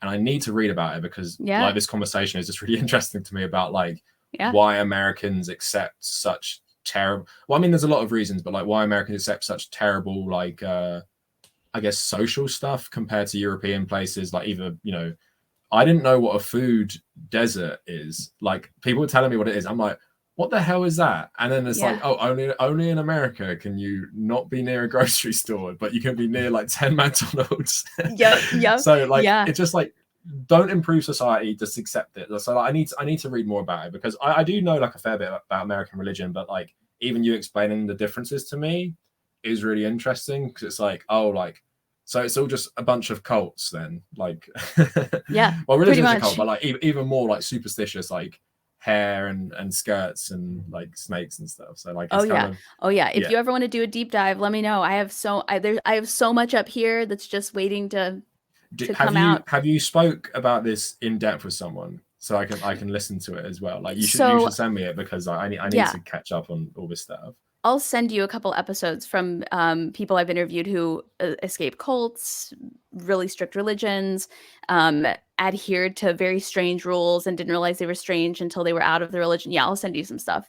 I've met a lot of very interesting people that have come from backgrounds you never would have expected. It's just wild. Well, now I know there's just loads of stuff I've never even heard of. So yeah. There's people in America where I'll bring something up and they'll be like, "Who? The what?" And I'm like, "Oh, sit down, sit down." It's wild to be former Baptist in the South, like raised Christian, and meet people who never were. And I'm like, "Wow, so you just got to like exist as a kid, like you weren't worried about the rapture or anything? Like that's wild." You have no idea what the Left Behind series is. You don't know who Kirk Cameron is. That's bizarre. Well, now we all know who he is. So now we all know, because he's weird. But if you had any advice, say for example, for somebody who wanted to maybe explore outside of their religion a little bit, or maybe wanted to see more of what information is out there, if they actually believe what it is they're being told, if they want to find evidence against it, what would you say to that person? Yes, you see this a lot on like subreddits, like people who are curious about atheism. It's really a hard one, because I'd say to start with, you have to prepare yourself. Like you can maybe relate to this a bit more because you grew up like more fundamentalist, but like you have to prepare yourself to accept like basically your whole worldview being shattered, basically. Like for you, it might have been a good thing that, you know, you don't think the world's going to end soon, but like obviously, like you know, we're talking about the positive aspects of, you think someone cares about you, life has a goal, even if it's bad, it'll be good one day. And you have to like really prepare yourself mentally to think like, well, this is it. Life has no meaning. Like inherently, obviously, you make meaning for your own life, but it's like, you know, there's no omnipotent being or whatever, omnipotent being like planning all this for you. So I say, like, before you even go into it, just make sure you can reconcile with yourself, because you don't want to like spiral, especially if you have mental health issues as well. Like in terms of like, I'm on this subreddit called The Collapse, and it's really depressing because it's basically people all realizing the world is ending, like through climate change. So I'd say if you're in that headspace and you're clinging on with religion, maybe make sure you're mentally prepared before you go down the rabbit hole of all this is nonsense. But then if you really want to reject it, it really depends what religion, but I'll just go from my own experience. I would just say like reading history books, and I'd say focus on like post Roman Empire Europe, and you'll just see. And I've actually read a couple of history books by an actual religious person, and they've made me more anti-religious, which is funny because of the way she writes it. But yeah, if you look through even like, you know, I'd say the period of maybe 400 AD to like 1000 AD and read about Islam and Christianity, you know, regardless of what you are. And I think once you read about the history of the development of the religions we all believe in, you'll just be like, oh, this is so silly. Like, it's so silly regardless of if it's true or not, because we've just all been manipulated by different people. Like, and some of the people who are in charge of the directions of our religion are just really power hungry and stupid. And it's like, and now everyone believes a certain thing. And it, like we're talking about with the American fundamentalist stuff, it's like, where did these weird culty things come from? It wasn't through biblical scholars. It's probably just through some like random ass people like seeing something. Mental health issues. Possibly as well. So I'd say, yeah, the history thing. And then, yeah, I would say the arguments about God existing, like all this stuff, I'd say just don't even. I don't know if this is because I like history too much. I'd say for a lot of you let me know what you think of this. I don't think it's that relevant, to be honest, because it's so hard to prove and disprove. Like, you know, I'd say it's not real because you have to prove something to me. Like, you show me some evidence and there isn't none. So, but then to a lot of people, that's not convincing. So I'd rather say you believe in a religion. You don't just believe there is a random God you can't imagine. You believe in a God who believes X, Y, and Z and does X, Y, and Z. And that has all been created by humans to justify, you know, Roman Empire, or justify the Catholic Church, or justify slavery, colonization. So I'd say that's where you should focus on. But I don't know for you if it's more helpful because you grew up more ideological. Yeah. Would you say if you were given advice to someone, you'd focus on the ideological, or would you say like the historical might be more helpful? I would say if I were like specifically talking to like an American fundamentalist or Christian or evangelical or anybody like that, I would say the questions that you have in your mind about whether or not God is real, explore those, because every deconstruction story I've ever heard from over here started with like, wait, that doesn't make sense. Like, wait, that doesn't seem right. Like, hold on, what? And then they asked a question to the wrong person, and then that person shut it down and they didn't ask those questions anymore. I would say ask all of those questions to yourself, like look them up, research them. And if you cannot find the answer that fits religion, listen to that as an answer. Because you can look all day to find what you want. But if you notice that you keep trying to find something like proof that God is real or proof that prayer works or whatever, and you can't find it, maybe that is the answer you're looking for. Just consider that an answer, as opposed to looking until you find whatever obscure Christian blog forum tells you, you know, based on nothing, that everything is real that you've ever believed in. And then I would say analyze whether or not you truly believe. Do you believe because you were told you do? Do you believe because if you don't, you're going to get in trouble with your family? Or do you believe because you've been presented evidence to the antithesis and you still, at the end of the day, believe what you initially believed? Because I feel like there's a big difference between being told that way, being raised that way, or truly actually believing that. Yeah. And I'd also say as well, I wasn't really thinking, because obviously I'm coming from my own like straight perspective in terms of like in America, especially lots of LGBT people are really self-hating because of their religion. Like I spoke to people who've grown up closeted gay and like fundamentalist communities, like absolutely hated themselves. And I'd say for people like that, if anyone's listening, like fundamentalists, it's kind of like I would seek out the religions that do accept it first to see how they rationalize it, because I'm sure they can already poke like holes that atheists would say as well into like a Christian version of God hates all gay people and stuff based on whatever law probably made in the Middle Ages or something. So it's kind of like you don't have to go from like Christian fundamentalist to atheist in like a month. It's more like you can seek out, there are Christians who believe in God who aren't just absolutely terrible people, and they might have a worldview that's compatible to you. Because at the end of the day, this is how I've changed. I don't care if people are atheists. I care if you have good politics. So if you want to be a Christian and we'll have the same politics, then that's all good with me. Like, obviously, I still think it's a bit ridiculous. And I think religion is bad because of how much it conditions you to accept the status quo, or we're talking about Protestantism and capitalism together. And it's like, I do think that's bad, but like, if we come to the same conclusion that everyone's equal and we want like these basic things to people, then if you're religious, I don't care. So it's like, I don't want to make people atheists. I want to make you a better person. And if believing in God makes you a better person, but you believe in a different religion which doesn't make you, you know, versus the religion you grew up in versus like a liberation theology type religion, then that's good with me. So that's why, like, I don't really focus on anti-religious stuff anymore, because I feel like it's too divisive sometimes. And also the connotations with atheism, for some reason, like because of new atheism, is right wing, and it's like I'm trying to make you into this when I'm really not. I'm trying to like just make you question the status quo. So like, yeah, I do like atheism as a rejection of the status quo, but at the same time, like if you are someone who's really struggling with your faith and you grow up very conservative, I'd say look at other faiths that are similar, which are more tolerant and liberal. And also, like, it's got like a strong history in America as well. Like even the history goes back to, like, I was reading about this guy, I forgot what his name is, this priest in the New World. He's seen as the father of liberation theology. Because he lobbied the Spanish government to enact laws to protect the natives. Like he's basically the main account of the guy. He basically wrote the accounts of the Spanish like brutality in the New World, and he went back to Spain and lobbied the government to change the laws. But he was seen as like this guy who talked about like universalism of humanity and stuff. But anyway, like I found it really interesting because, and I was also thinking, this is a really weird tangent. I was thinking the other day, if I was teleported back in time 1,000 years in England, how would I try and convince people to be better people? And I'm like, you'd have to focus on Jesus, but like actually focus on Jesus, like not the Bible, like Jesus. I'm like, would Jesus want you to do this? And I was thinking that with the New World stuff, because I was like, how do these religious people reconcile like butchering people in the most inhumane ways with believing in Jesus as the savior?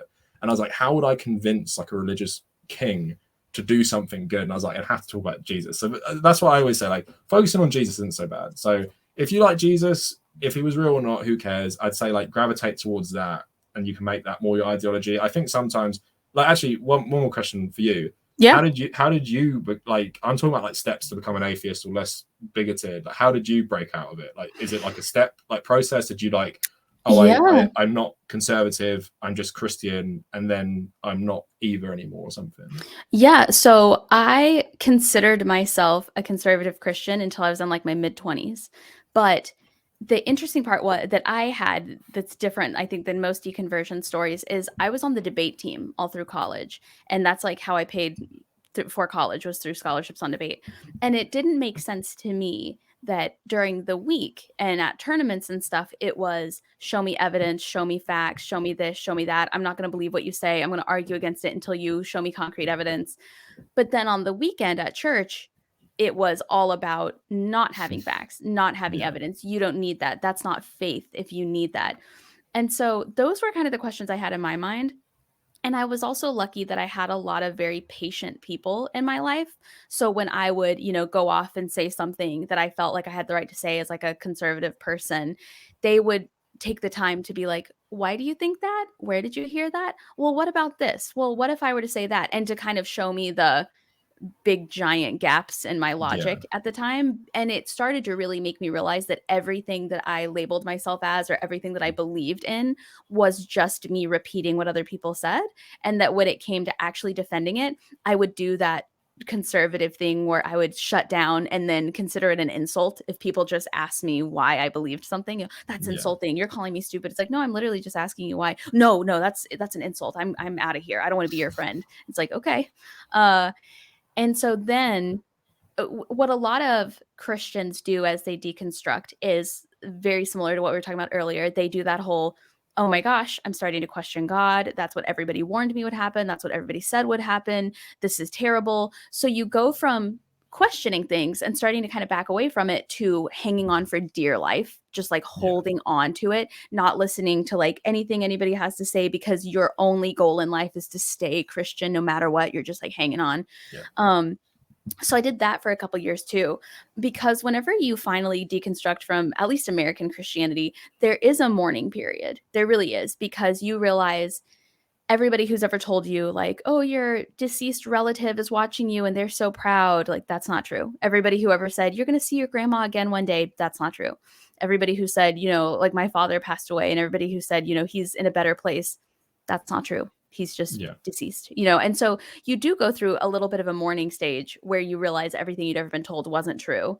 And then I took shrooms, and that really expedited the process, to be honest. Yeah, I hear so much, like, that's why I'd never ever touch it, but like LSD and like you know, just mushrooms in general, just changing your perspective on everything. So I don't want to ever touch that. But well, if you're in a good headspace, I would never encourage anyone to do it. Come out a conservative. So like I literally went to bed that night a Christian Republican, and I woke up a Democrat atheist. Like, but it wasn't because of the shrooms. It was because I'd had those questions and those feelings, and the shrooms were just like, stop ignoring this part of your brain. Here it is. You have to look at it. So I'm not saying for anybody listening that you should do shrooms. It is not for everybody. It is illegal in some states, and you might have a bad time. I know some people who did not have a great time, but for me personally, that was what kind of pushed me towards that belief, I suppose. Has there ever been anything you wanted to ask, like an American Christian or like an evangelical or something, where you're just like, what is going on over there? Yeah, I probably have too much, but I'm trying to think about. So yeah, so here's a weird one, right? So would you? I don't know, you, because you're in your mid-20s, so you might have seen this. Would they literally tell you who to vote for? I'm actually in my mid-30s. Oh no, I didn't know how old you were, but I said you were in your mid-20s when you stopped being Christian. Yeah. But I'm saying, like, so I assume you'd still be going to church like with adults during like election season. Yeah. So would they literally say, vote for George Bush, Obama is the devil, like all this stuff? Some churches. So like, luckily I never went to one like that because I was kind of on my way out a little bit at that point. But yeah, I had a friend who literally stopped going to her church and went to a different one because they said, if you don't vote for Donald Trump, you don't care about like God's will and what God wants, and you're not a real Christian. And she literally was like, crazy. Right. She was like, religion and church should not, well, first of all, church and state should be separate. And so that should just not be happening. But yeah, so I know that it did happen. I personally, luckily, never saw it happen because I was already kind of on my way out.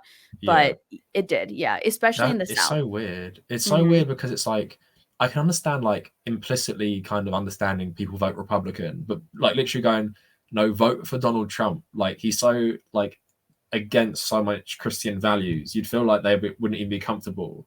But like, it's like cultural stuff, isn't it? It's like they probably just like him because he says it would outlaw abortion or something. Like, it's not like, you know, they ignore the divorce and the multiple wives and, you know, all the terrible things he said. So yeah, that's something like I just find like really bizarre in terms of like, I guess because in England, people are more shy about their politics. Like in the workplace, people, you know, I was always comfortable talking about it. Oh, really? Like, yeah, Trump is like the first one who really brought that out. Yeah, because that's what I thought. Like, it's meant to be uncomfortable, really, isn't it? Like, and also because America's like, if you watch Mad Men, the show, and it's like there used to be a time in America where people would vote Democrat and then vote Republican. Like, it switched because not that there wasn't a massive difference, but people would vote for like Richard Nixon and then vote for Lyndon Johnson because there was a more like secularist element of American politics where like Nixon was religious, but he didn't seem that more religious than JFK or something. When then you had like Ronald Reagan and George Bush and Donald Trump, and it's like, no, these are extremely religious like followings these people have, and you kind of have to be religious. So it kind of makes sense that like then everyone's just coming out like, this is my religion and also my political identity, which is tied up in it. So yeah, that's something. It's just like, like separation of church and state is something even Republicans sometimes like to say, but then it's like, nah, just like, you know, literally override everything secular these days. That's where it's going. I guess one more thing would be, obviously, I don't even need to ask this because you told me like the Armageddon stuff would be very like prominent.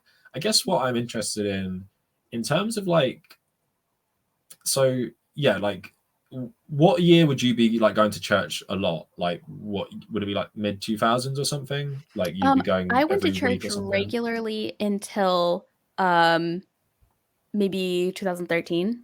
Yeah. Okay. So it would be relevant. So what did they like? How venomous were they about gay people in like church sermons and stuff. So and this kind of leads into a point I wanted to make about what you were saying last time. So I grew up in Arkansas, but I moved to Chicago when I was in 11th grade, and I lived there for like 15 years. Yeah. So we would always go to churches that would never say anything about gay people. Like, I don't remember that ever coming up in the pulpit. They would say things that were kind of condescending, like love the sinner, hate the sin, that sort of thing. Like, they wouldn't say, they were not gay affirming. They were not like, it's okay to be gay. They were just like, it's okay for you to be gay in my space, like in my area. That's okay. You're allowed to be here and be gay. But the gay part wasn't okay. Yeah. But I do remember I went to church with a friend and her brother because we were on a road trip, and on our way back, we were stopping to see your brother. And since we stayed at his house, it's like, okay, I guess we're going to church with him in the morning, that sort of thing. And I do remember them being like, the gays are poisoning the minds of our children. And it was a very large mega church type situation. It was on the border of Texas. Texas is like its own lawless wasteland. So that was my first experience of like, when the hymns were being sung, there was like imagery of the American flag and like eagles billowing on the screens. And so it was wild. Like, even for me, who thought I was a conservative Republican, it was like way too conservative Republican for me. And like eagles were like flying, and people were like wiping tears off their face. And then and then after the songs and stuff, the sermon became about how like we need to protect our children because the gays are here to like convert all of our kids. And that's when you hear all the people being like, amen, amen, amen. Mm-hmm, mm-hmm. And so I know that happened a lot. I was raised in like a more liberal family. So we were never anti-gay. We were never any of that. Like, some of our best family friends are gay. And but I do remember in church a lot of that, like, love the sinner, hate the sin, like women shouldn't preach. They should sit at the feet of their husbands. It's his job to preach, yada, yada. But I think the reason, and this was what I was going to say toward your other point, but I think it fits here too. The reason I think that Trump was so divisive and so successful is because he not only brought out the Christian, Christians were always like, Republican and Christians always kind of been a thing, but he brought out the ability and the social norm to say things that up until then people had been shamed into not saying. So when I was a kid, you couldn't say stuff about Jewish people. You couldn't say words like pussy. You couldn't talk about assaulting women. You weren't supposed to say that. Whether or not you actually felt that way, that's different. Like, I remember people used to like refer to the Mexicans, but they would whisper at least, they would have and what Trump did was he came out and he's like, I'm running Republican. And they're like, oh, okay. And he's like, and I'm anti-Hillary. And people were like, well, I'm anti-Hillary. So that's cool. I don't agree with anything else this guy does, but that's cool. And he's like, also, I should be able to make fun of handicapped people on TV. And everybody kind of like holds their breath for a second. But all the people who have secretly made fun of handicapped people were like, well, shit, me too. Right. And then when he's like, oh, you can grab a woman by the pussy anytime you want, they won't do anything about it. All the people who up until now, we've been telling, that's weird. Don't say that stuff. Be quiet. Now they're like, I can say it now. So it's not that people became that way. It's that they always were that way. But in Obama's America, you can't talk that way. In George W. Bush's America, you were not allowed to talk that way, right? Like, you cannot say that stuff. You can think it, and you can have whispered conversations about it. And if like your neighbor girl gets attacked, it's like, well, she was dressed like a slut, So I mean, but you can't say that stuff out loud. And he just made it okay to say. So people came out of the swamps. I remember reading about people who hadn't voted in like 25 years voting for the first time because for the first time ever, there's somebody just as bigoted, just as small-minded, just as divisive, just as I'm going to say what I want, whatever I feel on TV, come at me, CNN. And like, that's why he just like took us off the rails. I guess that's why he's seen as the worst president, because I don't think he's actually the worst president. I think George Bush is the worst president. And maybe I'd say actually Bush, Reagan, then Trump. But one thing he is unique at is he's just totally poisoned political discourse. And not saying like it was ever like great, but just like I was even the Aztec thing, like it just blew my mind. People with verified ticks, their face, full name on a Twitter account are telling me that slaughtering, literally calling native people savages, that killing them all was a good thing for religion. And I'm like, I could literally just ring up your job right now, and I don't know where you work, but I could literally just show them this. But you don't even care. You're telling me in public, and that's the problem as well. Because like you're saying, it's they always fought it, so they don't even think it's wrong. They think that it's not like, oh, here's a hot, spicy, edgy take. It's literally like, now I think this, and now I can say it. And like Elon Musk's Twitter is a good representative of like the culture Trump's created, where it's just like the stuff people say on that, like. I was seeing some of the stuff Elon Musk was liking lately, and I was like, this is insane. Like, when did this become okay to say like all LGBT people are pedophiles and we should commit violence against them? And I'm like, when was this? This didn't even seem like it was okay like 20 years ago when there was more hostility towards them, like generally. And it's like, that's what Trump has done. Like, he's unleashed these people, and it might be like a vocal minority, but it doesn't feel like that anymore. It's not. People they're so emboldened to say those terrible, terrible things, and it's really depressing because it's like, at one end we have like a more prominent, like tolerant movement, but now it feels like, in where there was inroads being made and making like general society more tolerant, now it's just like, no, it's split now. It's like, here are the tolerant people, and everyone else just like proudly intolerant. Like you're saying, you used to not be able to say in public, like since the 1990s, that gay people are like pedophiles or something like that. But now you can. Now you can say it again. Like literally in the last 3 years, it feels like it's gone from you'd be like hounded out of a job, fired or whatever if you said gay people are pedophiles. But now I'm literally looking at massive conservative influencers with like tens of millions of followers just writing it. Like there was some like riot yesterday, and it's like an anti-LGBT protest versus a pro-LGBT protest, and then they're assaulting the LGBT pro-LGBT group, and everyone's just supporting it on Twitter. And I'm just like when have we changed so much? But like you're saying, like that's why like sometimes it's hard to not be against religion, because it's like it primes you to think these things, and especially American religion. So when someone comes on like Donald Trump, and also I think what a lot of Americans don't really realize what fascism is, but like what you heard at that conference kind of just describes it like insane patriotism, insane racism, insane patriarchy. That's all like priming you for fascism. So when a guy like Trump comes along, he's like, yeah, all these things, and also I might like overthrow the US government and make myself dictator for life. They're like, hell yeah, like I like that. But then if I'm like, do you consider yourself a fascist? I'm like, no. Nazis bad. Way. And it's but it's like no, you literally will go along with all this stuff. So like that's why it is hard sometimes, because I have a lot of sympathy, like yourself. Like you had basically no chance at not being how you were, right? Like because you grew up in that community, like you literally had no chance. And it's like you had a moment where you changed, but you could still just be like that as well. I think about that all the time. I think about that all the time. If I hadn't moved, if I hadn't maybe like tried shrooms or something, like how different of a person would I be? Would I have still deconstructed, but it would have taken 15 more years? Would I have stayed Christian? I think about that all the time. I have like fever dreams about waking up the same person that I was at 21 and 22. But absolutely. So it's very hard, because it's like, the thing is, it's like you're shaped by your environment. So there's a version of you that never came out of it. But then there's loads of versions of just like you who will never come out of it. It's because they're never exposed to anything other than it. But then at the same time, like, so I have a lot of like, I don't believe in free will in that regard, but then it's kind of like very frustrating as well, because it's like, then you see how hateful they are. And just it's kind of like, I do hate you, but I also recognize you're a product of a system where you literally had no chance at not believing this stuff. Right. So it's very hard for me in my head, because it's like hating religions in general is kind of like, how militant you get is basically how much you read and how radicalized you get. Where now I kind of feel like people are products of their environment, so you had no chance. I don't blame the individual as much. I used to think that until Trump came out in full force, and that's when I realized people do know exactly what's right and what's wrong. And they've been monitoring themselves all this time, but now they're not anymore. That's what made me realize, because I used to be the same way. It's like, oh, you're a product of your environment. And to a point, I still believe that.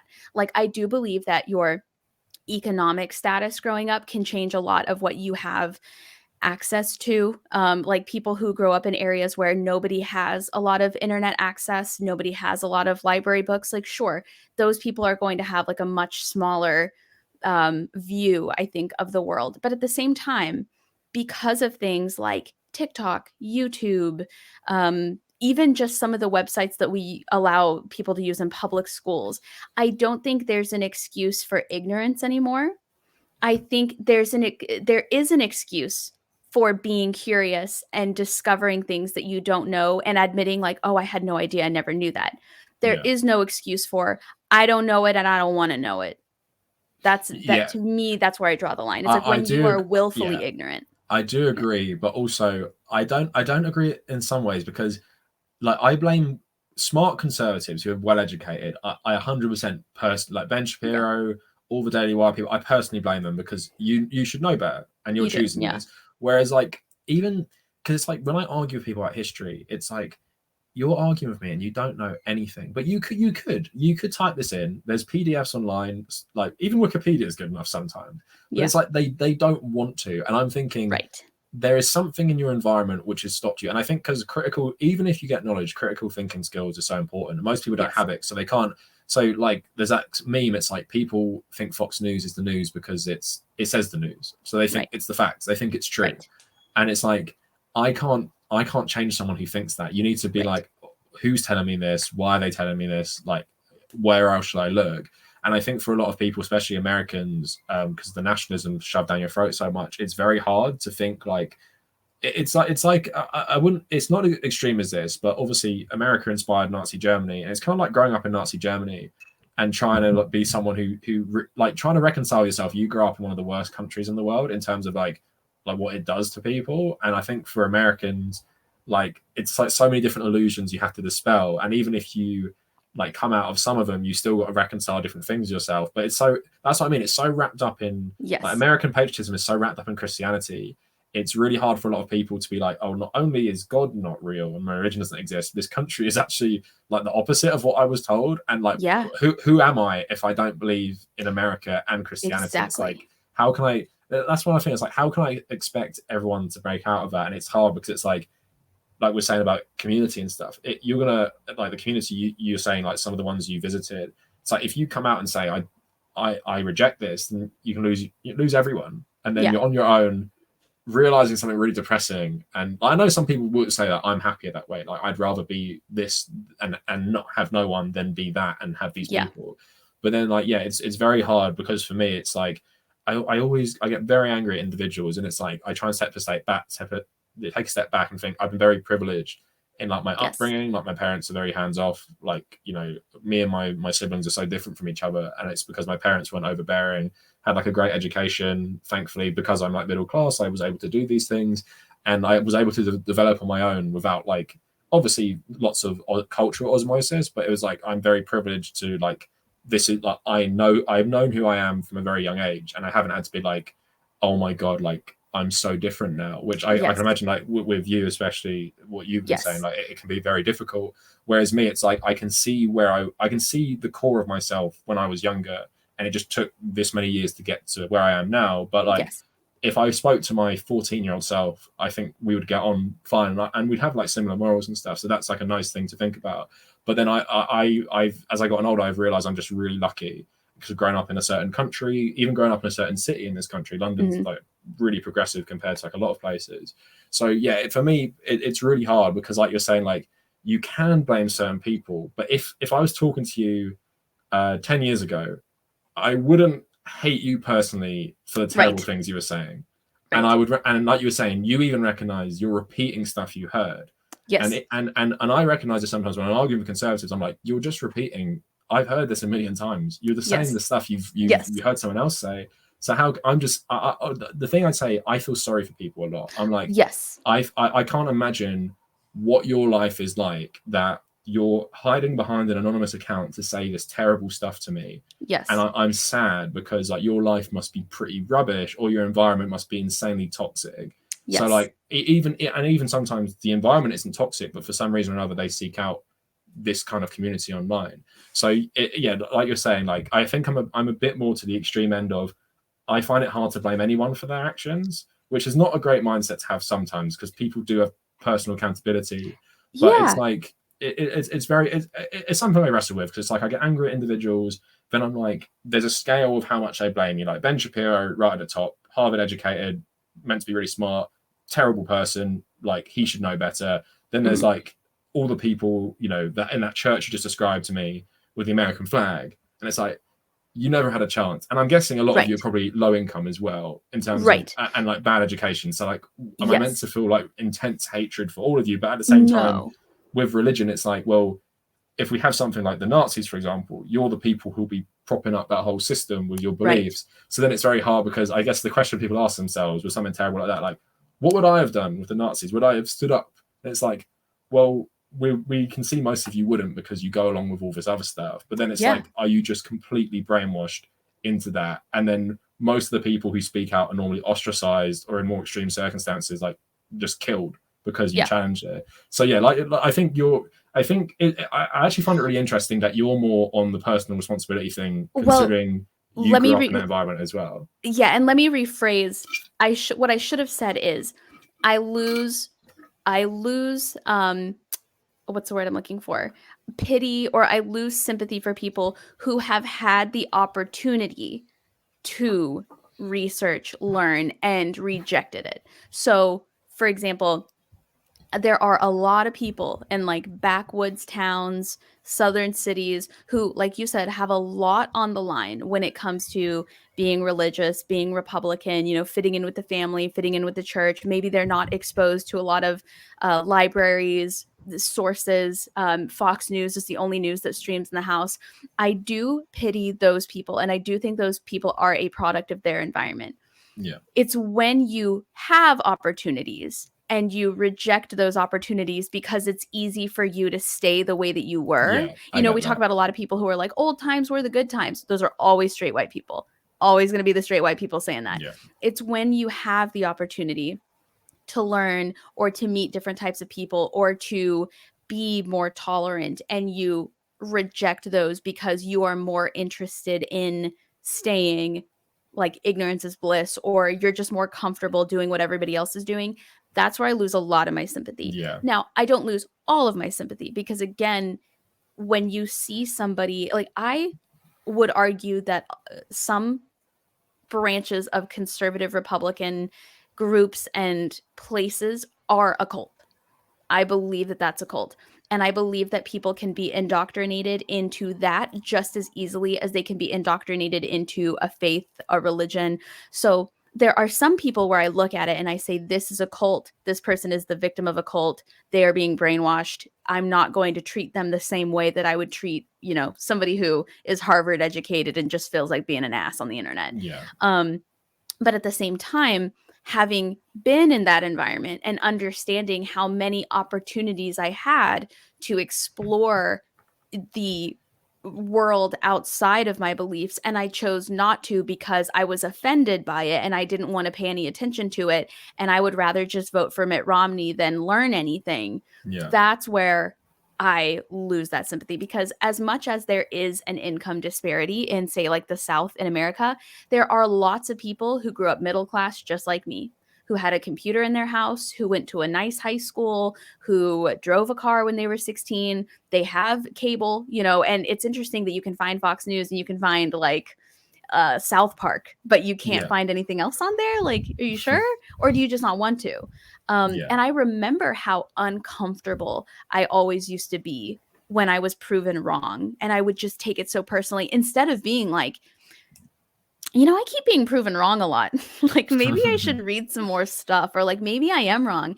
Instead, it was just me being hard-headed, being like, no, those people are bad. Those are bad Democrat liberals, and I'm right. Even though I'm wrong, I'm right. And I'm just going to hang out with people who think I'm right. And I'm just going to follow people on Instagram who think I'm right. That's where I lose my sympathy. Because it's like, if you have to fight that hard, if you have to kind of like, you know, if you have to tell people you're a nice guy, you may not be a nice guy. If you have to tell people that you're right all the time, maybe you're not right all the time. Yeah, I do agree with that, because I think it's not even a religious thing. Sometimes you just have to like look at your own self and think about like people. I haven't experienced this too much, but like, you know, if you're in a relationship and you break up and you think, well, it's all the other person's fault, but then sometimes you got to think about like, what, and if it keeps happening, it's like, well, is it actually me? Like, are all these people wrong, or is it me? And I guess it is like you have that element with, you know, people in relationships that keep on being terrible people forever, and they're always like, well, it's someone else's fault, it's never me. So I guess, especially if you believe like quite bigoted things, and it's like, well, gay people going to hell and I hate them, and it's like, well, why do you think that? It's like, no, you know, I just got to keep saying that. I guess it comes to a point, especially like you would have been emotionally mature when you broke out of it as well, so that's something I guess you have to consider, because like when you're a teenager you can understand because you just, you know, say what everyone else says. When you're a bit older, you can question it a bit more because you just get exposed to the realities of life anyway, and like you meet different people, or you know, you live your life, you know, and you understand the world better. So like, yeah, I guess you can lose a bit of sympathy as people get older, but then I guess for me it's mainly poverty and lack of education mixed with religion. I people just absolutely brainwashed, and absolutely how can I? And the thing is, I don't know if you've watched those. What's the show with John not John Oliver, John Stewart used to do? Is that what it's called? I think it may have been the other Daily Show with Jon Stewart. But there's that guy, he interviews Trump supporters. I don't know if you've seen it, and he basically points them out to be massive hypocrites. I don't know if you've seen this on YouTube. And I made a video basically saying it doesn't matter that you've shown them to be hypocrites. They don't care, because sometimes he points them out to be massive hypocrites, and they realize it as well in the moment. And I said, but the minute they stop talking to you and go back to their tribe, they're going to completely forget you even said that to them. Like it's not making a dent in their head that they're wrong. And like you were saying, you just got angry. He exposes them so bad where they're left like speechless sometimes about how wrong they are. And he makes them basically say stuff against Donald Trump by their own logic. And there's like, you know, they walk away, and it's like, I'm just like, that's not going to work, because they're going to go back into that environment. So even if there was a light bulb moment and they spoke to you, the minute they go back, they'll be cheering for Donald Trump and everything he says, because it will never break through. Like for a lot of people, it can be like a light bulb moment, or it's like a really long journey. Or for a lot of people being like closeted, like gay or trans, like, you know, and coming to terms with that. So that's why I kind of said, when you were saying for advice, I was like, you really have to reconcile yourself that you're about to destroy how much you're sure about the world. And like you did it as well, because like you grow up in this fundamentalist religion, it has the answers for everything, and then the next day you don't believe it. It's like, well, you know, what do I even like believe anymore? And that's why I said maybe, you know, liberation theology might be a good substitute in the short term or something, because how hard is it just to be like, you know, for me, I'm lucky, because I was saying I never grew up believing the world was ending in like whenever, or I didn't grow up thinking God was going to come like, or like, throw me in a fiery pit for, I don't know, drinking when I was 14 or something. So it's just like, I can't imagine it so much. So like, that's why I try and have a bit more empathy of this stuff, because I can't imagine it myself, but I can recognize these people don't have the same opportunities as me. And that's why, but then it's hard, because it's like, how do I even help that? And and that's why I shifted so much from anti-religion to anti-capitalism, because what I see it as is a economic problem, so much as like a ideological problem, because like you're saying, some of the worst places in America for fundamentalist religion, or even different parts of the world, is poor countries. And why is that? Like lack of education, dictatorships, lack of internet, no exposure to anything else. So if we solve that, not that religious problems would go away, but it would severely undermine a lot of religious control, I think, because critical thinking is so important to breaking out of a mindset of, you know, Noah's Ark was real, or, you know, Adam and Eve is real. And if you're never exposed to like opposing views and an environment where you can like be challenged, then how are you gonna break out of this brainwashing? And that's like, for me, why I've started shifting my content significantly from just pointing out, well, religion hypocritical doesn't make sense, because I feel like at the end of the day, I think that can only go so far to people. And you have to tackle the root problems of why did you grow up fundamentalist, and if you scale it back, like, you know, to your parents' generation or where you grew up, and but you do make an interesting point about the middle class stuff, and I think that's where, like you were saying, the empathy can run out sometimes, because I think suburban white people, middle class, voted for Trump more than poor people. I think I read somewhere.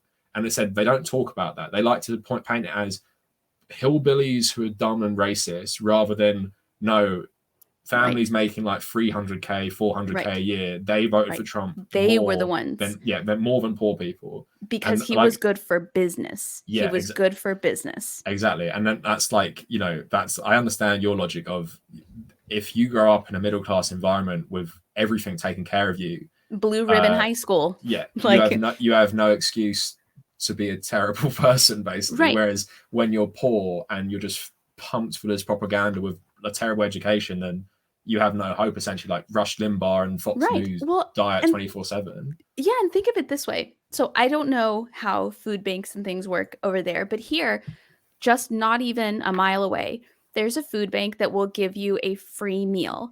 And during that meal, they preach. It's a church. It's run by a church. So you come, you get free food, you get to eat, it's warm, and you also listen to a sermon. So to me, it makes perfect sense that you're like, when I was a kid, every time I got a good meal and a hug was at the church. When I was a kid, anytime that I got toilet paper to take back home or the lights were turned back on, it was because of the church. So why wouldn't you thank Jesus? If somebody was feeding you when you were hungry and every time they did it, they were like, I'm doing this in the name of the Lord Jesus Christ. Like, he wants you to be happy and full. You're like, well, shit, I'll follow Jesus. Hell yeah. And I know that that's how my family got involved in church as well, because my family's from like the mountains of Arkansas. We're talking, we can live on certain mountains that are national parks because my family was there first. Like we like hillbilly country, redneckery, although they would say we're not rednecks, we're just hillbillies. Big difference. But I know that a lot of that religion came from, we're getting fed by the church, we're getting housed by the church, we're getting clothed by the church. Like the community that we have, the people that come out and help us when there's a drought and we have a farm, the people who come out and fix things for us when, say, the husband is sick and the wife is home with the babies, other men from the community come and they help, mow the lawn or whatever. That's always church people. So and I know my mom grew up very poor, and a lot of her best experiences were from religious people or from the church. So it makes perfect sense to me that if every positive thought you ever have comes from the church, of course, like, it makes perfect sense. I understand. But it's when you start deciding that everyone else should also live that way that you lose me. So like, I've never... I'm trying to think of something that I really hate. Not a lot of things. I hate the taste of Jaeger. I think it's disgusting. I have never drank Jaeger and been so upset that I wanted to go to the United States Capitol and pass a bill that nobody else is allowed to drink Jaeger because they don't need to participate in something that disgusting. Like, I just don't do it. I just don't do it. And so where I lose my patience, luckily not communicatively, but mentally I lose my patience, is when, because you aren't allowed to do something, or because you're told if you do something that's against God, nobody's allowed to do it. And I was telling somebody the other day, the way that American conservative Republicans think, you would think that the Bible says, if any gays exist, we're all going to hell. If anyone gets an abortion, we're all going to hell. When in reality, it's a lot of mind your own business stuff. It's a lot of like, so you don't get an abortion. So you don't marry a man if you're a man. Problem solved. You still get to go to heaven. Why do you care about transgender people? Why do you care about drag queens? Like, that's the big thing right now, the big popular to do. When all you have to do is keep your nose clean and you get to act cavalier about being better than everyone and you still get to go to heaven. What's the problem? It just seems really weird, isn't it? It seems exhausting to be a conservative, super conservative Republican Christian. I do not have the mental bandwidth to care about what kind of sex my neighbor is having. I don't even want to talk to my neighbor. I don't even want to meet the person. Like, I want to mind my own business. Well, I think it's the nationalist element, because it's like the soul of the nation rather than their community. And I think that's where it comes. Like, when I see Matt Walsh tweet about stuff, I'm like, why do you give a shit? And he's like saying, oh, this is the way our society is going. So I think fundamentally a lot of them are Western chauvinist fascists, and it's about like Western civilization falling. And for some reason, like you're saying, if you're going to heaven anyway, do you really care? But I think a lot of these people are hypocrites, but also it's just a mixture, isn't it? Like, religion is just part of the ideology, and you have this like political ideology as well. So like, obviously in fascist movements don't accept anything that's outside the traditional Western gender binary, abortion and stuff that's like affront to God. So for a lot of people, especially middle class people, I think the political element comes in a bit more, where it's like, you know, I bet middle class Republicans are far less religious than like poorer Republicans who are religious. Like, I bet they believe in it far less, and I bet they're more like secular outwardly. It's like when Trump supporters were getting mad they couldn't get dates in Washington. It's like you want to have your cake and eat it too. Like you want Democrats to date you, but you like believe in these terrible things. So I think a lot of them, it's the political justification as well. And I need to probably read more about the psych of like fascism and stuff. But it's kind of like there's probably just something that feels good about just hating people and feel like you're making the world a better place in your own fucked up way. Like, this is how we get, like, we're talking about like going back to tradition. Like, this is how you get to a better society. Wasn't the 1950s better? So let's do that again. Where it's just like, you know, for certain groups maybe it was better, but like not for everyone. As long as there is somebody worse than you're better. Yeah. So whether it's Black people, Mexicans, gays, trans people, drag queens, as long as there is somebody for you to hate, one, it deflects from all the sins you're committing. Nobody's going to pay attention to your sins. If you're like, burn the drag queen, they're like, yeah, let's do it. They're not paying attention to the fact that you just had gay sex with a dude back in your house. Like, nobody's going to notice. But also, you just feel, it's just this idea where I think religion has a lot to do with it too, where you feel so downtrodden. You feel so under so much pressure. You feel like, especially a lot of these fundamentalist religions, especially like Calvinism, where it's like God already decided if you're going to hell in Calvinism. He's already decided. You don't know. You're not going to find out. So it's just this constant rat race of performatively being the best Christian you can be, having all this turmoil on the inside, having to not ask any real questions because that's going to get back to somebody that you were asking and they're going to think you were doubting. And it's just easier to point at somebody else and be like, well, at least I'm not a, you know, dirty foreigner. And people are like, hell yeah. You know, like that's there's wild. I do think religion plays a big part in it. But then I firmly, because the same things happen too. Yeah, the same things happen in the UK where we're falling down this like terrible right-wing pipeline, but we don't have the religion element. Like, it's not our prime minister is extremely right-wing and Indian Hindu, and it's like a lot of the government are not Christians at all, and a lot of people. Interesting. I can't even imagine what that's like. Yeah, it's multicultural. Like the new leader of Scotland is Muslim, but like he's progressive, so that's good. But it's funny because Muslims bad and backwards, he's progressive, and the Indian Hindus who normally are seen as progressive, that's the right wing guy. But it's just like, it's depressing. But in America, you can dissect it a bit more because the Christianity and the nationalism goes hand in hand with the UK because it's so secular. I firmly just believe it's this Western supremacy, Western chauvinism, because that's how you can fit in Black people like Clarence Thomas in America or Rishi Sunak, our prime minister. That's how they fit in with. It is white dominated, but it's like all these groups together. So I think that's the direction. Like, you know, with Americans, it is more like white supremacist, but I still think there's like room for different groups in that movement if they're religious as well. But it's just like for me personally, it's just too depressing to think about sometimes. So that's why like I try and not stay in my lane, but it's like sometimes if I start reading about all the terrible things religious groups are doing in the world, I can't also think about that and think about climate change, terrible political things. It's like if I start reading about how like female genital mutilation in like sub-Saharan Africa and like Muslim majority countries, like I don't want to read that. It's good to be aware of it, but I don't want to start reading really terrible things on top of everything else I have to read. Like, there's a limit to your brain. And I think we focus on America, and obviously it makes more sense for you because you come from that community and you know, you're American. But like we focus on America because it's so in our faces. But it's just like I think it's also a good indicator of where the world's going sometimes, because like the UK isn't the same as America, but we do have a lot of the terrible aspects. And I think Trump has poisoned the culture here as well. Like, it's definitely changed our politics. It's really right-wing populist now, and it's really just depressing. But then you could maybe diagnose it in America as religious, but then it seems like it's not religious because we have it too. So it's kind of like morphed into this horrible, like, different ideology where, like, I don't think Ron DeSantis is religious. I don't think Donald Trump isn't religious. I don't think any of the Republican runners. No. I don't think any of them are religious. No. But then but they know how to play that side. But it's because religion is so powerful in terms of there's very rich people who bankroll the Supreme Court people, and they dictate what happens in the country. So you only need the minority. It's like with any movement like this, you only need a minority who are powerful to enact it for the rest of the country. Because now, like, you have Donald Trump saying he's going to do a nationwide abortion ban, but no one wants that.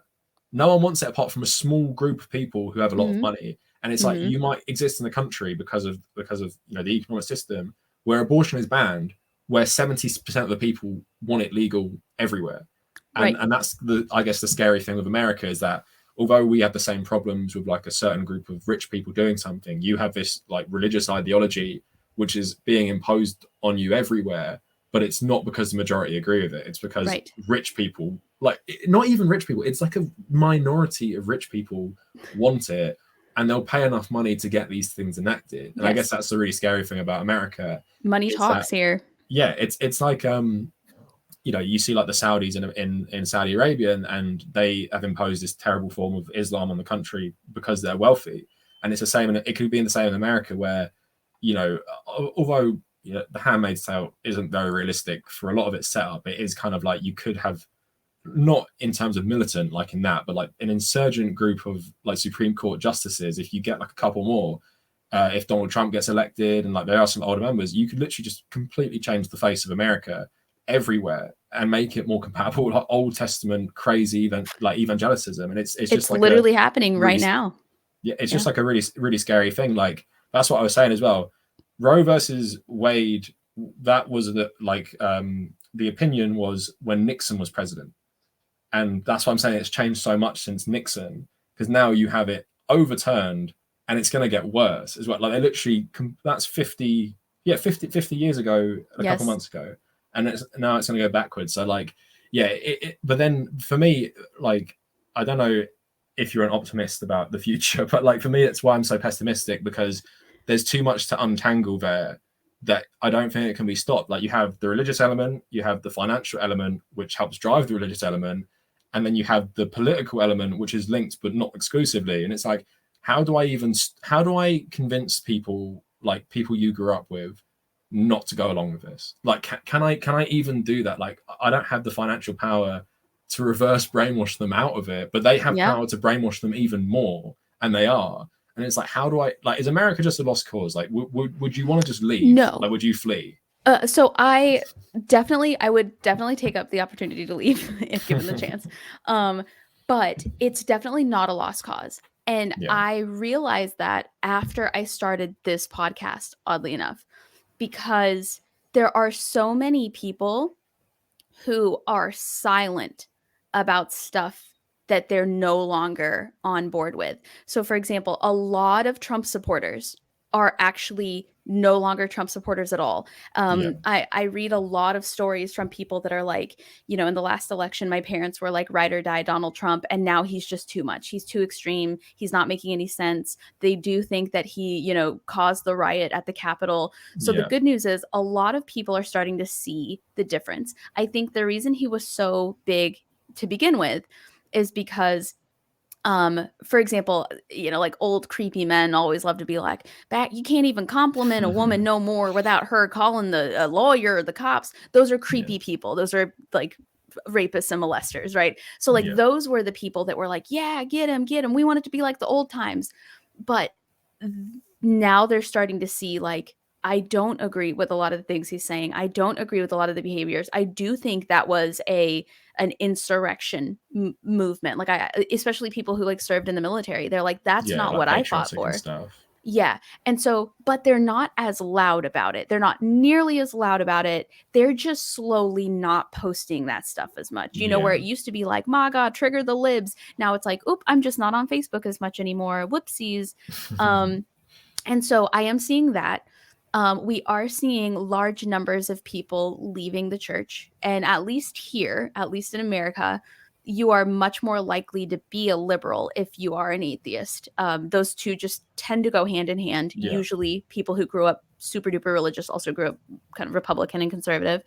And I get a lot of messages from people who say things like I can't subscribe to your podcast because it can't be seen on my playlist, but I want you to know I listen to every episode. Like I can't let people know that I'm deconstructing, but I want you to know I've heard every episode and like keep it up. And these are people that like I went to high school with, I went to college with, I went to church with as a kid. So that's the kind of thing where I'm like, we're not as loud and proud about it. We're not making the same sweeping claims that we were when we were doing all the bad shit.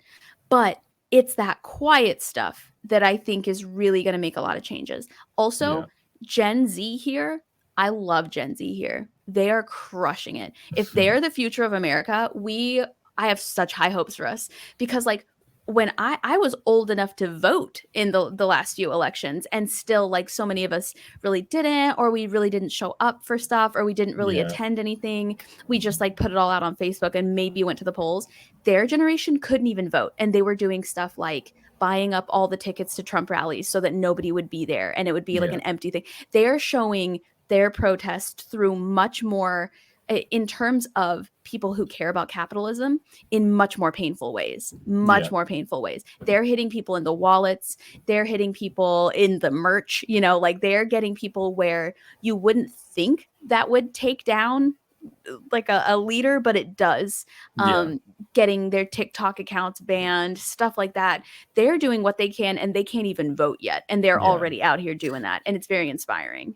I think it's kind of like I feel bad as well, because I do agree with what you're saying, that the younger generation seem better, but part of it is also because the future is really bleak for them. Like totally. I mean, the future is bleak for you, and you're like a bit older than me, and then it's even worse for me. And then I'm thinking of the next person, like the age difference between me and you, for me and them, and it's like, no, it's really terrible for you. It sucks for us all. There's no hope, and there's like levels of how bad it is, and that's what I want to leave the UK as well, because I just can't stand like where this country is going, and then I just feel bad because I'm people growing up and like literally. I think for me it's just the alternative we're being offered from this, like, in your country is like Christian conservatism, and in mine it's just like Western chauvinist conservatism. Is like the option isn't different enough, and it's not going to be the solution, and then the cycle will continue. Like if Joe Biden wins again, then there's going to be another Ron DeSantis or Trump who's going to win the next one, and it's just delaying the inevitable. And then if he doesn't win, then that's just America's just absolutely fucked. So, like, right. Unless we somehow get the very first gay atheist in office who's like Democrat leaning or starts their own party. But you asked a minute ago if I'm an optimist or pessimist. I would say that I am well aware of all the pessimistic things that are happening, but I am an optimist because I know that I'm doing whatever I can. So like, for example, we have a bunch of rescue parrots. I love parrots. They're great. I love them. We rescue them when they're, old or sick or homeless. Or we've got 8 parrots out there, I do what I can. I troll all the forums. I donate money to the bird rescues. I give them food. I actually, my merch line right now, if you buy one of my Budgement Day shirts, it goes to parrot rescues. I do what I can. My senior dog that I got from a shelter in Chicago like years ago. And like, I can do that, and I can make a podcast, and I can vote. And those are the 3 things that I can do. I can't be driving to Washington every day. I don't have the funds for that. I can't, I don't think that I personally can do what needs to be done to make like an actual dent in the LGBTQ movement of any kind. I could show my support. I can buy things that raise money, but like the good things that I could do is I can make sure parrots have a house and can live out their 80 years with a lot of food. And I can make sure that I vote. Did you say 80? Oh yeah. Parrots 80 years. The average parrot has 3 owners in its lifetime. Yeah, because it outlives all of its owners. Oh my God. When you get a parrot, you have to make a will. Like you have to make a line for it in your will because it will outlive you. I never knew this, because I've been like getting it like on Instagram, like seeing what animals. I went to like an elephant sanctuary in Thailand, and they said an elephant that just died there just before we got there was 102 years old. Yeah. And some of the elephants there was 70. And then also I've been following like gorilla accounts, and it's like they're like the oldest one is like 55. I'm like, these, like, I didn't know all these animals, and like that is amazing for a bird. I was like, I've never heard of a bird living to 80, so that's a good fact. So like that's why you got to rescue them, because if you get them when they're young, your grandkids are going to be raising these parrots. Wow. That's pretty cool though, because especially because some can mimic speech. So like just like mimic something you say in like your voice to like your. One of my parents told me to go fuck myself the other day because they had seen Better Call Saul on Netflix too much. Oh, really? Yeah. So that's like, some parents, like the ones we have, average about 30-35 years. But the larger ones, like the macaws and the grays, the ones that talk the most, they can live 80 years easily. Yeah. Like I obviously know like loads of animals like turtles and stuff live like 150 years, or whales or something. But I've never heard of that. So I should probably get one and leave it to my children. Well, not only do they live that long, but they continue to say what you've taught them to say. So like if you teach them like just because it's funny, like a dirty word, they'll say it for 80 years. Like, oh, that'd be so cool. Say it when you're like 10, when you're 80, the parrot says it back to you. Right. You say something sassy in like 1920 and like 1950, they say it. And they have accents too. You can you can get birds with British accents. It's whoever they were raised around. That's who they sound like. Yeah. I need to research this more because I never knew any of this about parrots. I just thought they'd like live to 20 and like mimic your voice, but living to 80 or something is amazing. Yeah, there's probably rescues near you that'll let you go check them out and like talk to him and stuff. But annoy my like girlfriend so bad just with a parrot. Listen, they're so cool. We're people's like crazy bird friends because we have so many and we like know so much about them. I just love parrots. I could talk about them all day. I should have a separate podcast for that. Yeah, Pat the Parrot podcast. This is the podcast where we talk about the presence of parrots and the absence of God. Thank you. But yeah, I forgot. Oh yeah, I was saying all that to say, I know what my limits are now, and I know where I can make an impact, and I will focus all of my time and my energy on those things instead of doing like 10 things mediocre. I would rather do 2 things well and make as much of an impact as I can in those 2 areas. But that is why I have faith in the future, because I find more and more people, and maybe it's just because we're getting older. How old are you? 27. 27. Okay. I'm about to turn 32. I'm old as fuck. And maybe it's because like my generation, we're just like tired. I don't know. We're just grown-ups. A lot of them are parents, I guess. I don't know. But I think we're starting to, in the beginning, it was like, we're all freaking out. We have to do so much. We all have to be responsible. We have to sign petitions and march and this and that and the other. And we're recognizing that like going crazy and spreading your resources too thin doesn't do anything. But focusing on like the 3 main things you can do really well and a lot and focus your time and energy on are very helpful. And so I think people are starting to find exactly where it is they fit, and they're starting to do something about it. So you are optimistic compared to me. And it's also, it's not a mindset I disagree with at all. Like, I guess for my final point, like on the podcast, it's just, for me, why I'm pessimistic is everything you're saying, I like totally respect. And I agree with like, you should put your skills to good use. But even like, you know, the way I even see my YouTube channel is kind of like, what is this really? Is it just like some fun, not even fun, but is this just my job and it's all about me? Or like, I obviously really care about what I'm talking about, but I don't think it's making much of a difference. But even people tell me, they message me saying, I used to be conservative, I watch your channel, and now I have same politics as you. And I'm like, that's really cool. Some guy recognized me in Vietnam, like first time ever. And I thought it was like cool. The sickest thing ever. Literally just on a random street corner, like 5,000 miles away from my home, American guy. But then he was telling me how much like he liked my stuff. And I was like, oh, it's really cool to see this in person.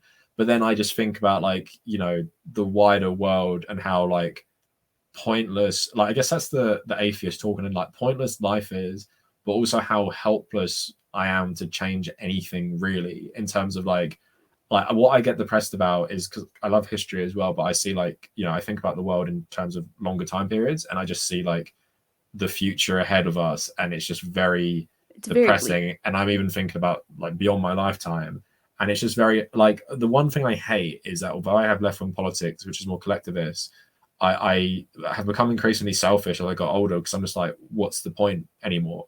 Because I can't do anything, and then like I don't have any hope left, I guess, is the main thing. So like, I totally understand what you're saying. It's like not something I do as well. Like, do your best at your thing, to help people. Well, and don't get me wrong, does that, it's bleak as fuck. Like, I am a pessimist. I am a pessimist, but I also recognize, very much like you said, there's nothing I can do.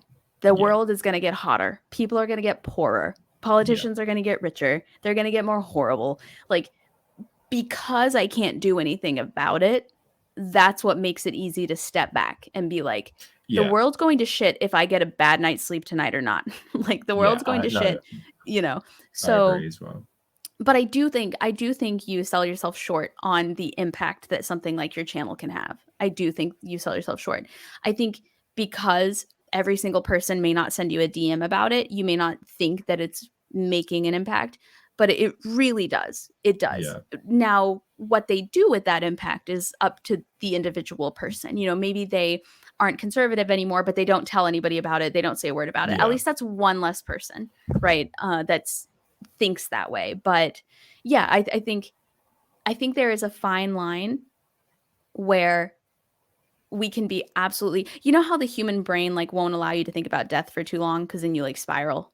How your like survival skills are literally like, don't do that. Your ape brain like won't let you think about it.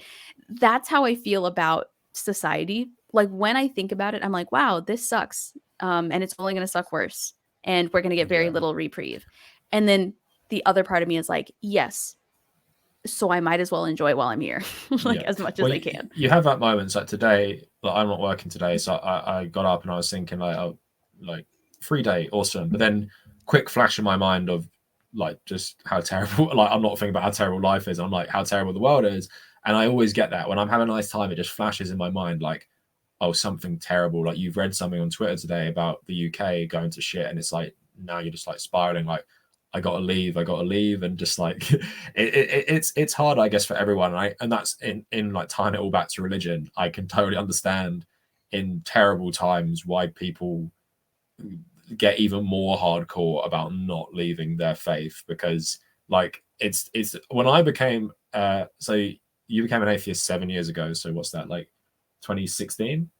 Yeah, that sounds about right. Mm-hmm. And for me it was like 2013, and 2016 was a bit depressing, but I look back at 2013 now and the world just wasn't as bad, and I could feel a bit more optimistic about like rejecting everything like that, because it's like the world didn't feel like it was ending. Like in school when I was learning, I was in geography like high level at school, and it's like I'm still learning like climate change is an abstract thing. It like 2025, like I'm going to be 30 years old, like that's forever in the future. But then it's like, and then I'm like, no God, like world is fine. And then I get to this period and it's like, shit, like the world is just the worst. And like, wouldn't it be nice if I had some, you know, like death is not comforting, or maybe it is in some ways, because it's like I don't have to see the world completely implode. But like, it's like I hope it doesn't become harder to pull people out of like your old mindset.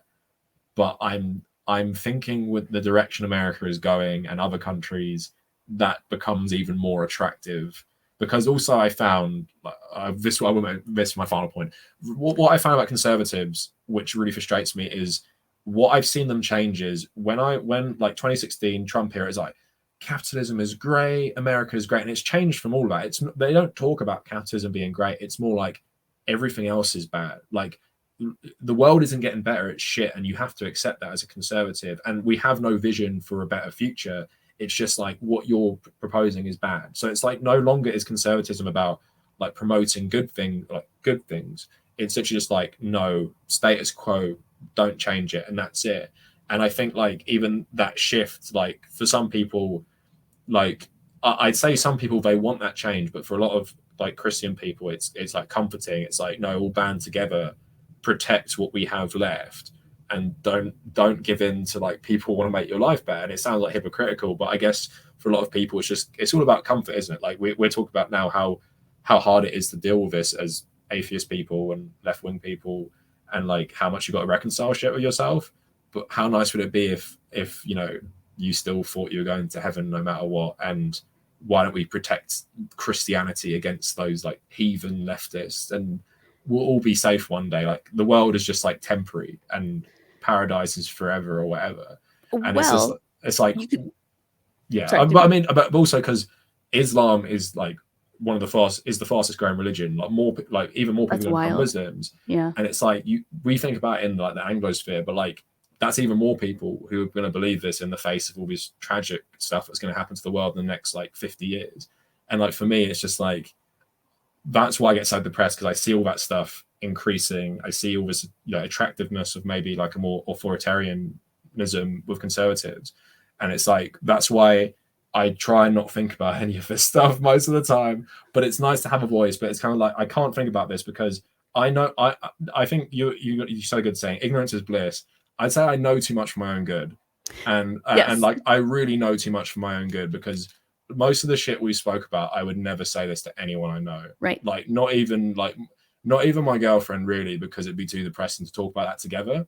It's nice because we're talking to people like, we're talking about as people who both have different perspectives, and like, it's not like I have to see you tomorrow and then it's like, that was depressing, wasn't it? It's like, it's in like a vacuum where like, if I say to my girlfriend all this stuff, it's like, then we see the news and it's like, oh fuck, like what you said yesterday, it's happening. And it's like, oh yeah. So it's like, so I guess like you're saying like the impact, I guess it's nice to talk to people about this to feel better. But I guess for me, like the how nice it was to reject religion when I was younger, like that feeling is not coming back. I don't think like it's just like rejecting stuff now. It's just like I was optimistic then, and maybe you were in 2016 as well. But now I'm just like, no, worse. But back then I was like, oh yeah, I'm free, I thought. And now I'm just like, well, I did read a statistic that might make you feel a lot better. It made me feel a lot better, and I reflect on it anytime I start to feel bad. Within the next 4-5 election cycles, at least in the United States, they will all be dead. Yes. All of the conservative Republicans who voted for Trump will be dead. Like that's the stats don't lie. There will be more Gen Z of voting age within the next 4 election cycles. And the majority of the most conservative right-wing voters, based on their age and their health and all that, they'll just be dead. So they can, I think what's happening is they're fighting tooth and nail right now because they know that, because they're aware of that. They know they're dying. They're trying to leave their wisdom and their thoughts and their ideology behind so that we'll protect it. They're seeing that we won't protect it. We are literally throwing it back in their face and being like, fuck you. I don't want anything to do with this. They're totally panicking. They're putting people in office, especially like in America, where some of these are lifelong terms, right? And certain parts of the government, they're doing whatever they can to help their legacy last beyond their death, which I don't know why they care. They're not going to be here. Why do they care who's getting abortions? They'll be partying it up in heaven. So exactly. Exactly. And why wouldn't they only want people they like to be in heaven? Right? That now's primo opportunity to get everybody they don't like to be an atheist. I don't know what Christianity is. There is some form that is about convert as many people as possible or some shit. Like I don't know which one specifically. It's one of the American ones. Yep. Like that's pretty much their whole thing. Yeah, it's like just keep converting. Proselytization. Yep. Yeah. But that makes me feel better. It's when I'm like, oh, all of these people that are rude to me in line at wherever, because I live in Tennessee, just anywhere, they're just rude. Cut me off in traffic, guzzle gas, vote Republican. They're all gonna be dead. Makes me feel better. I mean, let's just play into the optimistic framing that young people will be better, and let's hope that keeps up, because I do agree to some extent, but sometimes I'm just thinking like the world will be too far gone, but also because of how dystopian the world is getting, I'm just scared of people getting brainwashed in new ways, like Twitter and stuff. So like, I have an episode I'll send you where a gentleman talked about how he actually got involved in 3 cults.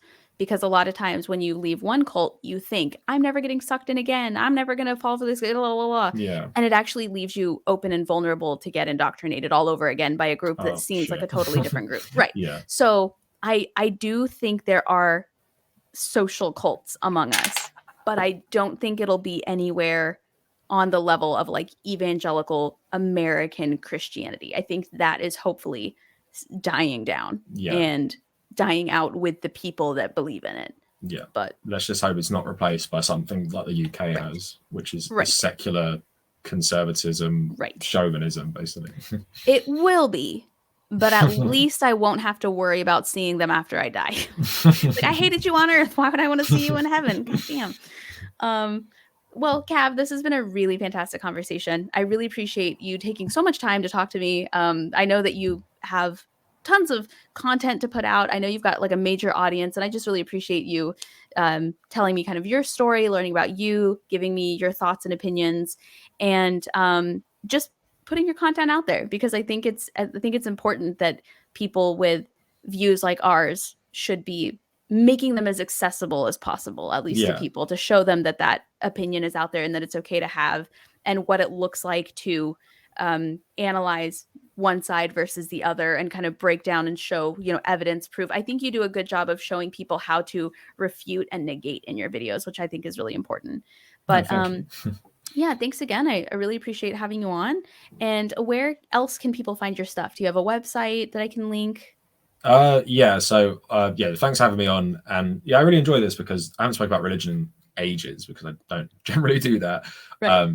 Well, I kind of do, but not like this. But yeah, so anyone ever wants to find me, because my name is really unique, just at the Kavernacle on everything, like Instagram, Twitter, literally YouTube. Everything. Yeah, I found it all literally over the it's just the same thing everywhere. No one else is called the Kavernacle. Some Twitter bots have tried to steal some usernames, but that's about it.